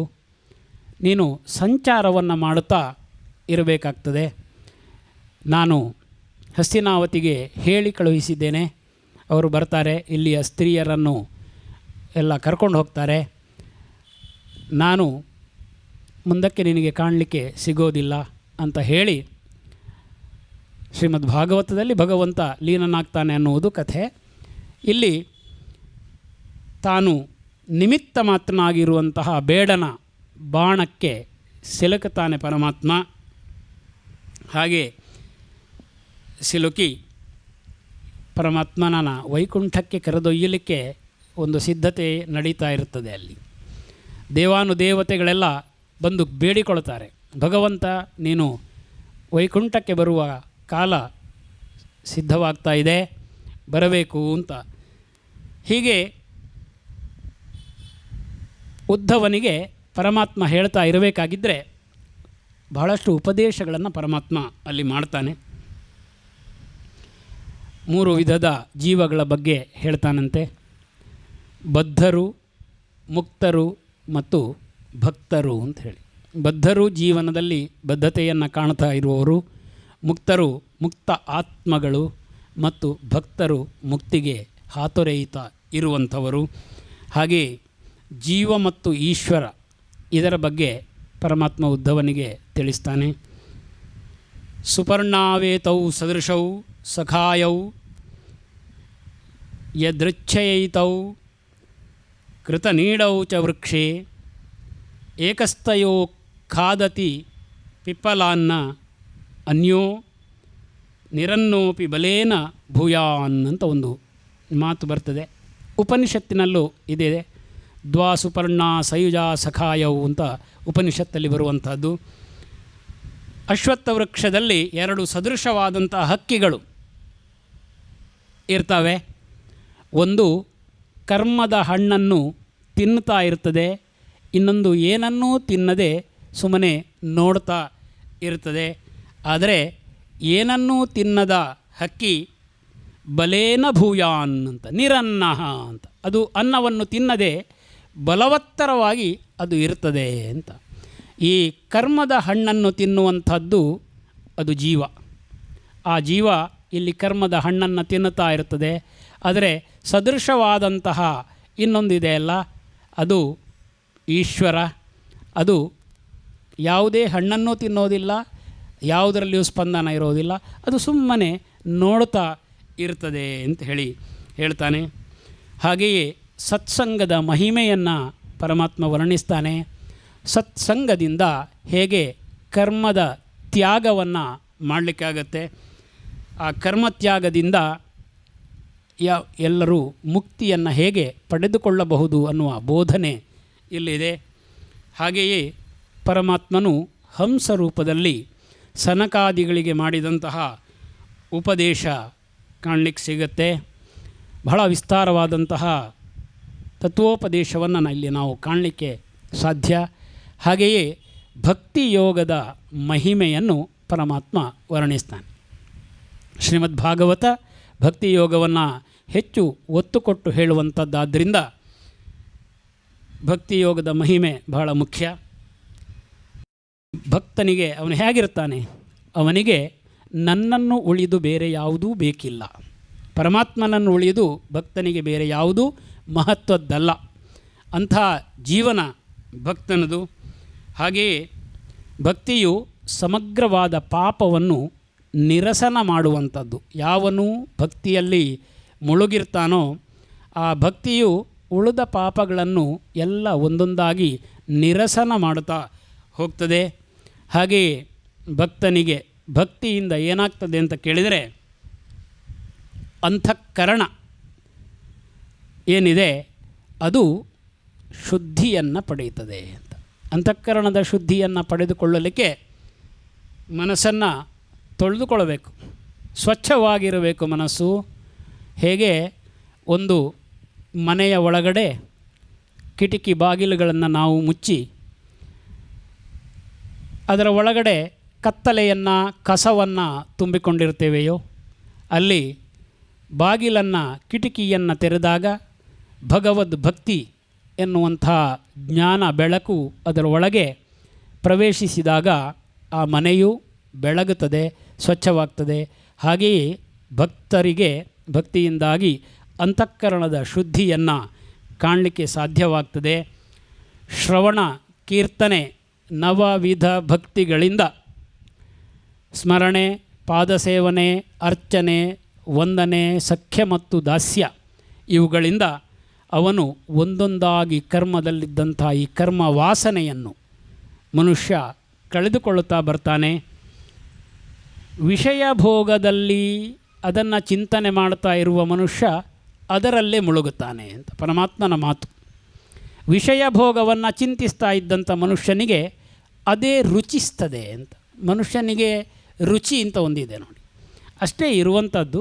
ಭಾಳ ಸುಲಭ ಒಂದು ರೀತಿಯಲ್ಲಿ ಪರಮಾತ್ಮ ಹೇಳಿದ್ದು ನಮಗೂ ಮನಸ್ಸಿಗೆ ತಟ್ಟುತ್ತದೆ. ಆದರೆ ಈ ಒಂದು ಆಯಾಮದಿಂದ ನಾವು ಹೊರ ಜಗತ್ತಿಗೆ ಪಲ್ಲಟವಾದಾಗ ಮತ್ತೆ ನಾವು ವಿಷಯವನ್ನೇ ಹೆಚ್ಚು ರುಚಿ ಅಂತ ಅದರಲ್ಲೇ ಸುಖವನ್ನು ನಾವು ಕಾಣ್ತೇವೆ. ಹಾಗಾಗಿ ವಿಷಯ ಭೋಗ ಚಿಂತಿಸುವವನಿಗೆ ಅದೇ ರುಚಿ, ಅದರಲ್ಲೇ ಮುಳುಗುತ್ತಾನೆ. ಯಾರು ನನ್ನನ್ನೇ ಧ್ಯಾನ ಮಾಡ್ತಾ ಇರ್ತಾನೆ ಅವನು ನನ್ನಲ್ಲೇ ಸೇರಿಕೊಳ್ತಾನೆ ಅಂತ ಪರಮಾತ್ಮ. ಇದು ಸುಲಭದ ದಾರಿ ಅಂತ ಹೇಳ್ತಾನೆ. ದಾರಿ ಸುಲಭವೇ, ಆದರೆ ಆ ದಾರಿಯಲ್ಲಿ ನಡಿಬೇಕಲ್ಲ, ಅದು ಭಕ್ತನಿಗೆ ಬಹಳ ಸುಲಭ ಅಂತ ಪರಮಾತ್ಮನ ಹೇಳಿಕೆ. ಹಾಗೆಯೇ ಧ್ಯಾನದ ಸ್ಥಿತಿಯನ್ನು ವರ್ಣನೆ ಮಾಡ್ತಾನೆ. ಅಲ್ಲಿ ತ್ರಿಸಂಧ್ಯೆ ಧ್ಯಾನದಲ್ಲಿ ಕುಳಿತುಕೊಂಡು 10 ಬಾರಿ 3 ಹೊತ್ತು ಕೂಡ ಓಂಕಾರವನ್ನು ಧ್ಯಾನಿಸಬೇಕು. ಆಗ ಧ್ಯಾನಿಸ್ತಾ ಇದ್ದಾಗ ಏನಾಗ್ತದೆ ಸ್ಥಿತಿ ಅಂತ ಕೇಳಿದರೆ, ಹೃದಯ ಕಮಲ ಅಧೋಮುಖವಾಗಿರ್ತದಂತೆ. ಮನಸ್ಸಿನೊಳಗಿನ ಕಮಲ ಅದು ಅಧೋಮುಖವಾಗಿರ್ತದೆ. ಅದು ಮೇಲ್ಮುಖವಾಗಿ ಅರಳಿ ಅದರ 8 ದಳಗಳು ಕೂಡ ಅದನ್ನು ನಾವು ಮನಸ್ಸಿನಲ್ಲಿ ಭಾವಿಸಬೇಕು. ಹಾಗೆ ಭಾವಿಸಿದಾಗ ಕಮಲವು ಮೇಲ್ಮುಖವಾಗಿ ನಿಂತುಕೊಂಡು ಅದರಲ್ಲಿ ನಾವು ಸೂರ್ಯಮಂಡಲವನ್ನು ಕಾಣಬೇಕು. ಹಾಗೆಯೇ ಚಂದ್ರಮಂಡಲ ಕಾಣಲಿಕ್ಕೆ ಸಿಗುತ್ತೆ, ಅಗ್ನಿಮಂಡಲ ಕಾಣಲಿಕ್ಕೆ ಸಿಗುತ್ತೆ. ಅದರಲ್ಲಿ ದಿವ್ಯ ರೂಪವನ್ನು ನಾವು ಕಾಣಲಿಕ್ಕೆ ಸಾಧ್ಯ. ಮನಸ್ಸಿನ ಮೂಲಕ ಇದಕ್ಕೆ ಏನೆಲ್ಲ ಮಾಡಬೇಕು ಧ್ಯಾನ ಯೋಗಕ್ಕೆ? ಮನಸ್ಸಿನ ಮೂಲಕ, ಮನಸ್ಸು ಎಲ್ಲದಕ್ಕೂ ಕಾರಣ. ನಾವು ಪದೇ ಪದೇ ಇದನ್ನು ಕೇಳಿಕೊಳ್ಳುವಂಥದ್ದು. ಅಲ್ಲಿಗೆ ನಾವು ಹೋಗಬೇಕಾಗಿದ್ದರೆ, ಧ್ಯಾನಸ್ಥ ಸ್ಥಿತಿ ಉಂಟಾಗಬೇಕಾಗಿದ್ದರೆ, ಧ್ಯಾನವು ನಮಗೆ ಸುಲಭವಾದ ಏನು ವಿಷಯ ಅಲ್ಲ. ಯಾಕೆಂದರೆ ಧ್ಯಾನಕ್ಕೆ ಕೂತಾಗ ನಮಗೆ ಎಲ್ಲವೂ ನೆನಪಾಗುವಂಥದ್ದು ಅಂತ. ಯಾವುದೆಲ್ಲ ಬೇಡ ಅಂತ ನಿಷೇಧ ಮಾಡಿರ್ತೇವೆಯೋ ಅದು ಎಲ್ಲವೂ ಕಾಣಲಿಕ್ಕೆ ಶುರುವಾಗುತ್ತೆ. ಯಾರೋ ಒಬ್ಬರು ಒಂದು ಕಥೆಯನ್ನು ಹೇಳ್ತಾ ಇದ್ದರು, ನನಗೆ ಧ್ಯಾನ ಮಾಡಬೇಕು ಅಂತ. ಇವನನ್ನು ಕೆಡಿಸಲಿಕ್ಕೆ ಭಾಳ ಸುಲಭ ಇದೆ ಅಂತ ಅದಕ್ಕೆ ಅವರು ಪರೀಕ್ಷೆ ಮಾಡಬೇಕು ಅಂತ ಹೇಳಿದ್ರಂತೆ. ನೀನು ಧ್ಯಾನಕ್ಕೆಲ್ಲ ಕೂತ್ಕೊಳ್ಳು, ಸರಿ, ಕಣ್ಮುಚ್ಚಿ ಧ್ಯಾನಿಸು. ಧ್ಯಾನಕ್ಕೆ ಕೂತ್ಕೊಂಡಾಗ ನಿನ್ನ ಕಣ್ಣಿನ ಎದುರು ಮಂಗದ ಚಿತ್ರ ಮಾತ್ರ ಬರಬಾರದು ಅಂತ ಹೇಳಿದ್ರಂತೆ. ಇವನು ಧ್ಯಾನಕ್ಕೆ ಕೂತಾಗುವಾಗ ಇವನಿಗೆ ಗುರುಗಳು ಹೇಳಿದ ನೆನಪಾಯಿತು. ಮಂಗದ ಚಿತ್ರ ಒಂದು ಬರಬಾರದು ಅಂತ ಹೇಳು, ಮಂಗದ ಚಿತ್ರವೇ ಬಂತಂತೆ ಅವನಿಗೆ. ಯಾವಾಗಲೂ ಇದು ಯಾವುದನ್ನು ನಿಷೇಧ ಮಾಡಿರ್ತೇವೆ, ಇದು ಬರಬಾರದು, ಇದನ್ನು ತಡೀತಾ ಇರ್ತೇವೆ. ಯಾವುದು ಕಷ್ಟ, ಯಾವುದು ದುಃಖ, ಯಾವುದು ಇದು ನೆನಪಿಗೆ ಬರಬಾರದು, ಅದೇ ನೆನಪಿಗೆ ಜಾಸ್ತಿ ಬರುವಂಥದ್ದು. ಹಾಗಾಗಿ ಧ್ಯಾನ ಅನ್ನೋದೇನು ಸುಲಭದ ಸಂಗತಿಯಲ್ಲ. ಆದರೆ ಪರಮಾತ್ಮ ಹೇಳ್ತಾನೆ, ಅದಕ್ಕೆ ಒಂದು ದಾರಿಯನ್ನು ಹೇಳ್ತಾನೆ. ನಿನ್ನ ಮನಸ್ಸಿನೊಳಗಡೆ ಹೃದಯ ಕಮಲ ಇದೆ, ಅದು ತಲೆ ಕೆಳಗೆ ಹಾಕಿ ಕೂತಿದೆ, ಮೇಲ್ಮುಖವಾಗಿ ಚಿಂತಿಸು. ಅಷ್ಟದಳ ಇದೆ, ಅದರ ಮಧ್ಯದಲ್ಲಿ ಸೂರ್ಯಮಂಡಲ ಇದೆ, ಅಗ್ನಿಮಂಡಲ ಇದೆ, ಚಂದ್ರಮಂಡಲ ಇದೆ. ಅದರಲ್ಲಿ ಪರಮಾತ್ಮನ ರೂಪವನ್ನು ಧ್ಯಾನಿಸು, ಓಂಕಾರವನ್ನು ಧ್ಯಾನಿಸು. ಮನಸ್ಸಿನ ಮೂಲಕ ಇಂದ್ರಿಯಗಳ ನಿಗ್ರಹವನ್ನು ಮಾಡು. ಮತ್ತು ಕೂರ್ಮ ವೃತ್ತಿ ಅಂತ ಎಲ್ಲವೂ ಇಂದ್ರಿಯಗಳಲ್ಲಿ ಇರುವಂಥದ್ದು. ಯಾಕೆಂದರೆ ಹೊರ ಜಗತ್ತಿನ ಸಂಪರ್ಕವೇ ನಮಗೆ ಇಂದ್ರಿಯಗಳ ಮೂಲಕ. ಎಲ್ಲ ಇಂದ್ರಿಯಗಳು ನಮ್ಮ ಚಾಪಲ್ಯವನ್ನು ಮತ್ತೆ ಹೆಚ್ಚಿಸ್ತಾ ಇರ್ತವೆ. ಒಂದು ದಿವಸ ನಾಲಿಗೆಗೆ ರುಚಿಸಿದ್ದು ಮತ್ತೆ ರುಚಿಸ್ತಾ ಇರ್ತದೆ, ಮತ್ತೆ ತಿನ್ನುವ ಅಂತ ಕಾಣ್ತಾ ಇರ್ತದೆ, ಮತ್ತೆ ಬಯಸ್ತಾ ಇರ್ತದೆ. ಇನ್ನೊಂದು ದಿವಸ ಅದೇ ಮತ್ತೆ ನಮಗೆ ಬದುಕಿನಲ್ಲಿರುವಂಥದ್ದು ಒಂದು ಹಿಂದೆ ನಡೆದದ್ದು, ಒಂದು ಮುಂದೆ ನಡಿಲಿಕ್ಕಿರುವಂಥದ್ದು. ಒಂದೋ ಯಾವಾಗಲೂ ಇದು ಹಿಂದಿನದ್ದನ್ನು ಮತ್ತೆ ನೆನಪಿಸಿ ಮತ್ತೆ ಸವೀತಾ ಇರ್ತದೆ. ನಮಗೆ ಆಗುವಂಥದ್ದು ಇಷ್ಟೇ, ಪ್ರತಿಯೊಬ್ಬನಿಗೂ. ಹಿಂದೆ ಏನಾಯಿತು, ನಿನ್ನೆ ಎಷ್ಟು ಚೆನ್ನಾಗಿತ್ತು, ನಿನ್ನೆಯ ತಿಂಡಿ ಎಷ್ಟು ರುಚಿಯಾಗಿತ್ತು, ಇವತ್ತು ಅದನ್ನು ತಿನ್ನುವ, ನಾಳೆಯೂ ಅದನ್ನು ತಿನ್ನುವ. ಈ ರೀತಿ ಭೂತವೂ ಭವಿಷ್ಯವೂ ಮನಸ್ಸು ಅದನ್ನು ಆ ಚಂಚಲತೆಯನ್ನು ಉಂಟು ಮಾಡ್ತಾ ಇರ್ತದೆ. ಹಾಗಾಗಿ ಇಂದ್ರಿಯಗಳನ್ನು ಒಳಗೆ ಎಳೆದುಕೊಳ್ಳಬೇಕು ಅಂತ ಪರಮಾತ್ಮ ಹೇಳ್ತಾನೆ. ಮನಸ್ಸನ್ನು ಬುದ್ಧಿ ಎಂಬ ಸಾರಥಿಯ ಮೂಲಕ ನನ್ನಲ್ಲಿ ನೆಲೆಗೊಳಿಸು ಅಂತ ಇದೊಂದು ಯಂತ್ರವನ್ನು ಅಳವಡಿಸಿದ್ದಾನೆ ಪರಮಾತ್ಮ. ಮನಸ್ಸನ್ನು ಹೇಗೆ ನಿಯಂತ್ರಿಸಬೇಕು ಅಂದರೆ ಬುದ್ಧಿಯು ಸಾರಥಿಯಾಗಬೇಕು ಅಂತ. ಅಲ್ಲಿಂದ ಎಲ್ಲಿ ನೆಲೆಗೊಳಿಸಬೇಕು? ಪರಮಾತ್ಮನಲ್ಲಿ ನೆಲೆಗೊಳಿಸು ಅಂತ ಹೇಳ್ತಾನೆ. ಹಾಗೆಯೇ ಮನಸ್ಸಿನಲ್ಲಿ ಯಾವಾಗಲೂ ಹೇಗೆ ಚಿಂತಿಸಬೇಕು ಅಂದರೆ, ಕಿರುನಗೆಯಿಂದ ಕೂಡಿದ ನನ್ನ ಮುಖಾರವಿಂದ ಅದರಲ್ಲಿ ಕಾಣಬೇಕು ಅಂತ. ಕಿರುನಗೆಯಿಂದ ಕೂಡಿದ ಮುಖಾರವಿಂದ ಅದು ಧ್ಯಾನಸ್ಥ ಸ್ವರೂಪ, ಅದು ಕಾಣಬೇಕು, ಅದು ನೆಲೆಯಾಗಲಿ. ಹಾಗೆಯೇ ಇದೆಲ್ಲವೂ ಒಂದು ಹಂತ ಅಂತ ಪರಮಾತ್ಮ ಹೇಳ್ತಾನೆ. ಇದೆಲ್ಲ ಆದ ನಂತರ ಮನಸ್ಸು ಅವ್ಯಕ್ತದಲ್ಲಿ ನೆಲೆಯಾಗಬೇಕು ಅಂತ. ಯಾವುದು ವ್ಯಕ್ತವಾಗುವುದಿಲ್ಲೋ, ನಿರ್ಗುಣನಾದಂತಹ ಪರಮಾತ್ಮ, ಅವ್ಯಕ್ತನಾದಂತಹ ಪರಮಾತ್ಮ, ಅವನಲ್ಲಿ ನೆಲೆಸಬೇಕು. ಆಕಾಶದಂತೆ ಅದು ಕಾಣುತ್ತದೆ. ದೀಪವನ್ನು ಸೇರುವಂತೆ, ದೀಪವು ಮತ್ತೆ ದೀಪವನ್ನು ಸೇರುವಂತೆ, ಆ ದೀಪವನ್ನು ಮತ್ತೊಂದು ದೀಪಕ್ಕೆ ಸೇರಿಸಿದಾಗ ಒಂದೇ ದೀಪವಾಗುವಂತೆ ನನ್ನಲ್ಲಿ ನೀವು ಸೇರಿಕೊಳ್ಳಬೇಕು ಅಂತ ಪರಮಾತ್ಮ ಹೇಳ್ತಾನೆ. ಹಾಗೆಯೇ ಬಹಳ ವಿಸ್ತಾರವಾಗಿ ಈ ಕತೆ ಹೋಗ್ತದೆ. ಬಹುಶಃ ಅಷ್ಟು ವಿಸ್ತಾರವನ್ನು ನಾವು ಇಲ್ಲಿ ಕಾಣಲಿಕ್ಕೆ ಆಗೋದಿಲ್ಲ. ಅಷ್ಟ ಸಿದ್ಧಿಗಳ ಬಗ್ಗೆ ಇದೆ. ಅಣಿಮ, ಮಹಿಮ, ಲಘಿಮ ಅನ್ನುವಂಥದ್ದು ಶರೀರಕ್ಕೆ ಸಂಬಂಧಪಟ್ಟ ಸಿದ್ಧಿಗಳು. ನಾವೆಲ್ಲ ಕೇಳ್ತೇವೆ ಸಿದ್ಧಿ ಪುರುಷರು ಅಂತ. ಯೋಗ ಮಾರ್ಗದಲ್ಲಿ ಸಾಗಿದವನಿಗೆ ಸಿದ್ಧಿಗಳು ಸಿಗ್ತದೆ. ಸಿದ್ಧಿಗಳು ಸಿಕ್ಕಿದಾಗ ಆ ಸಿದ್ಧಿಯನ್ನು ತೋರಿಸುವ ಹಂಬಲ ಬರ್ತದೆ. ಆ ಸಿದ್ಧಿಯನ್ನು ತೋರಿಸುವ ಹಂಬಲಗಳು ಬಂದಾಗ ಅವನ ಆ ಮುನ್ನಡೆ ತಡೆಯಲ್ಪಡ್ತದೆ ಅಂತ ಹೇಳ್ತಾರೆ. ಅಣಿಮ ಅಂದರೆ ಅಣುವಾಗುವಂಥದ್ದು, ಲಘಿಮ ಲಘುವಾಗುವಂಥದ್ದು. ಹಾಗೆಯೇ ಗರಿಮ ಅಂತ ಒಂದಿದೆ, ಅದನ್ನು ಇಲ್ಲಿ ಶ್ರೀಮದ್ ಭಾಗವತ ಉಲ್ಲೇಖಿಸುವುದಿಲ್ಲ. ಮಹಿಮ ಅನ್ನುವಂಥದ್ದನ್ನು ಹೇಳ್ತದೆ. ಹಾಗೆಯೇ ಇಂದ್ರಿಯಕ್ಕೆ ಸಂಬಂಧಪಟ್ಟದ್ದು ಪ್ರಾಪ್ತಿ ಅಂತ, ಎಲ್ಲವನ್ನು ಪಡೆದುಕೊಳ್ಳುವಂಥ ಸಿದ್ಧಿ ಇದೆ. ಪ್ರಾಕಾಮ್ಯ ಅಂತ, ಪ್ರಾಕಾಮ್ಯ ಅಂದರೆ ಕಾಮ್ಯ, ಅನುಭವಿಸಲಿಕ್ಕೆ ಬೇಕಾದನ್ನು ಅನುಭವಿಸಲಿಕ್ಕೆ ದೊರಕಿಸಿಕೊಳ್ಳುವುದು, ಇದೊಂದು ಸಿದ್ಧಿ. ಹಾಗೆಯೇ ಈಶಿತ ಅಂಥೇಳಿ, ಈಶಿತ ಅಂದರೆ ಈಶತ್ವ, ಅದು ವಶಪಡಿಸಿಕೊಳ್ಳುವಂತಹ ಶಕ್ತಿ. ಹಾಗೆಯೇ ವಶಿತ ಅಂತ ಅನಾಸಕ್ತವಾಗಿ ಇರುವಂಥದ್ದು. ಮತ್ತು ಕೊನೆಯದಾಗಿ ಕಾಮಾವಸಾಯಿತ ಅಂತ, ಇದು ಮತ್ತೆ ಬಯಸಿದ್ದು ಪರಮಾತ್ಮನಲ್ಲಿ ಸೇರಿಕೊಳ್ಳಲಿಕ್ಕೆ ಸಾಧ್ಯ ಆಗುವಂಥದ್ದು. ಇದನ್ನು ಗರಿಮಾ ಒಂದನ್ನು ಬಿಟ್ಟು ಉಳಿದದ್ದನ್ನು ಹೇಳ್ತದೆ ಶ್ರೀಮದ್ ಭಾಗವತ. ಹಾಗೆಯೇ ಮುಂದುವರಿಸ್ತಾ ಭಗವಂತನ ಬೇರೆ ಬೇರೆ ವಿಭೂತಿಗಳನ್ನು ಪರಮಾತ್ಮ ಹೇಳ್ತಾ ಮುಂದುವರಿಸ್ತಾನೆ. ಯದ್ಯದ್ ವಿಭೂತಿ ಮತ್ಸತ್ವಂ ಶ್ರೀಮದೂರ್ಜಿತಮೇವವ ಅಂತ ಭಗವದ್ಗೀತೆ ಬಹಳ ಅದ್ಭುತವಾಗಿ ಇದನ್ನು ವಿಭೂತಿ ಯೋಗದಲ್ಲಿ ಹೇಳ್ತದೆ. ಜಗತ್ತಿನಲ್ಲಿ ಯಾವುದು ಯಾವುದು ಯಾವ ಯಾವ ವಿಭಾಗಗಳಲ್ಲಿ ಶ್ರೇಷ್ಠವಾಗಿದೆಯೋ ಅದೆಲ್ಲವೂ ಕೂಡ ಪರಮಾತ್ಮನ ಅಂಶದಿಂದ ಕೂಡಿರುವಂಥದ್ದು, ಪರಮಾತ್ಮನ ವಿಭೂತಿಯಿಂದ ಕೂಡಿರುವಂಥದ್ದು ಅಂತ ಈ ಭಾಗವತದಲ್ಲಿ ಬರ್ತದೆ. ಸಮಸ್ತ ಪ್ರಾಣಿ ಪದಾರ್ಥ ಏನೇನೆಲ್ಲ ಜಗತ್ತಲ್ಲಿ ಸೃಷ್ಟಿ ಇದೆ ಅದೆಲ್ಲದರಲ್ಲಿಯೂ ನಾನು ಇದ್ದೇನೆ ಅಂತ ಘಂಟಾಘೋಷವಾಗಿ ಪರಮಾತ್ಮ ಸಾರ್ತಾನೆ. ಇದೊಂದು ಸ್ವಲ್ಪ ಕಷ್ಟ ನಮಗೆ. ಪರಮಾತ್ಮನೇ ಹೇಳ್ತಾ ಇದ್ದಾನೆ, ನಮಗೆ ಕಾಣಲಿಕ್ಕೆ ಸಾಧ್ಯ ಆಗ್ತದೋ ಅನ್ನುವಂಥದ್ದು ನಮಗೆ ಬಿಟ್ಟಿರುವಂಥದ್ದು. ಆ ಕಾಣುವ ದೃಷ್ಟಿಯನ್ನು ಕೂಡ ಅವನೇ ನಮಗೆ ದಯಪಾಲಿಸಬೇಕು. ಹಾಗೆಯೇ ಒಂದು ಕೆಲವು ಹೀಗೆ ಹೇಳ್ತಾ ಹೋಗ್ತಾನೆ. ಗತಿಶೀಲತೆಯಲ್ಲಿ ಗತಿ ನಾನಿದ್ದೇನೆ, ಜ್ಞಾನಶಕ್ತಿಯಲ್ಲಿ ನಾನಿದ್ದೇನೆ, ಕ್ರಿಯಾಶಕ್ತಿಯಲ್ಲಿ ನಾನಿದ್ದೇನೆ, ಕಾಲನು ನಾನಾಗಿದ್ದೇನೆ. ನಮಗೆ ವಿಶ್ವರೂಪ ದರ್ಶನದಲ್ಲಿ ಭಗವದ್ಗೀತೆಯಲ್ಲಿ ಸ್ವಯಂ ಪರಮಾತ್ಮ ಕಾಣಿಸಿಕೊಳ್ತಾನೆ. ಕಾಲೋಸ್ಮಿ ಲೋಕ ಕ್ಷಯಕೃತ್ ಪ್ರವೃದ್ಧ, ನಾನೇ ಕಾಲ ಅಂತ ಭಗವಂತನ ಬಾಯಿಯ ಒಳಗಡೆ ಎಲ್ಲವೂ ಪ್ರವೇಶಿಸ್ತಾ ಇರುವಂಥದ್ದು ಕೂಡ ನಮಗೆ ಗೊತ್ತಿದೆ.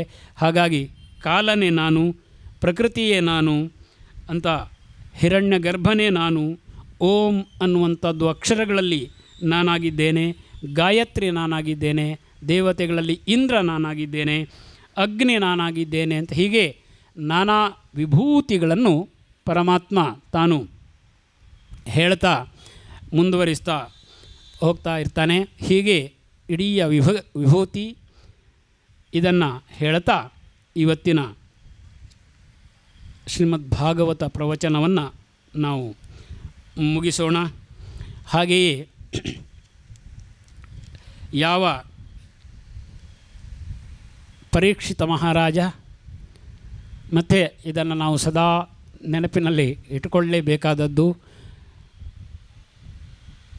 ಸಾಯ್ತಾ ಇರುವಂತಹ ಮನುಷ್ಯನಿಗೆ ಅವನು ಮಾಡಬೇಕಾದ ಕರ್ಮ ಏನು ಅನ್ನುವಂಥದ್ದನ್ನು ಜ್ಞಾಪಿಸಲಿಕ್ಕೋಸ್ಕರ ಶುಕ ಮಹಾಮುನಿಗಳು ಭಗವಂತನ ಈ ವಿಭಿನ್ನ ಲೀಲೆಗಳನ್ನು ಹೇಳುವಂತಹ ಶ್ರೀಮದ್ ಭಾಗವತ ಯಾರು ಇದನ್ನು ಕೇಳುತ್ತಾರೋ ಅವನಲ್ಲಿ ಭಗವಂತ, ಯಾರು ಮಾಡಿಸ್ತಾನೋ ಅವನಲ್ಲಿ ಭಗವಂತ, ಮತ್ತು ಯಾರು ಹೇಳ್ತಾರೋ ಅವನಲ್ಲಿ ಭಗವಂತ ಅಲ್ಲಿ ಕಾಣಿಸಿಕೊಳ್ತಾನೆ ಅಂತ ಹೇಳ್ತಾ ಎಲ್ಲರಿಗೂ ಕೂಡ ಭಗವಂತ ತನ್ನ ಅನುಗ್ರಹವನ್ನು ಮಾಡಲಿ ಅಂತ ಹೇಳ್ತಾ, ಸ್ವಸ್ತಿ ಪ್ರಜಾಭ್ಯ ಪರಿಪಾಲಯಂತಾಂ ನ್ಯಾಯೇನ ಮಾರ್ಗೇಣ ಮಹಿಂ ಮಹಿಷಾಃ ಗೋಬ್ರಾಹ್ಮಣೇಭ್ಯಃ ಶುಭಮಸ್ತು ನಿತ್ಯಂ ಲೋಕಾ ಸಮಸ್ತಾ ಸುಖಿನೋ ಭವಂತು. ಕಾಲೇ ವರ್ಷತಪರ್ಜನ್ಯಃ ಪೃಥ್ವೀ ಸಸ್ಯಶಾಲಿನಿ ದೇಶೋಯಂ ಕ್ಷೋಭರಹಿತಃ ಸಜ್ಜನಾಃ ಸಂತು ನಿರ್ಭಯಾಃ ಅಪುತ್ರಾಃ ಪುತ್ರಿಣಃ ಸಂತು ಪುತ್ರಿಣಃ ಸಂತು ಪೌತ್ರಿಣಃ ಅಧನಃ ಸದನಾಃ ಸಂತು ಜೀವಂತು ಶರದಾಂ ಶತಂ.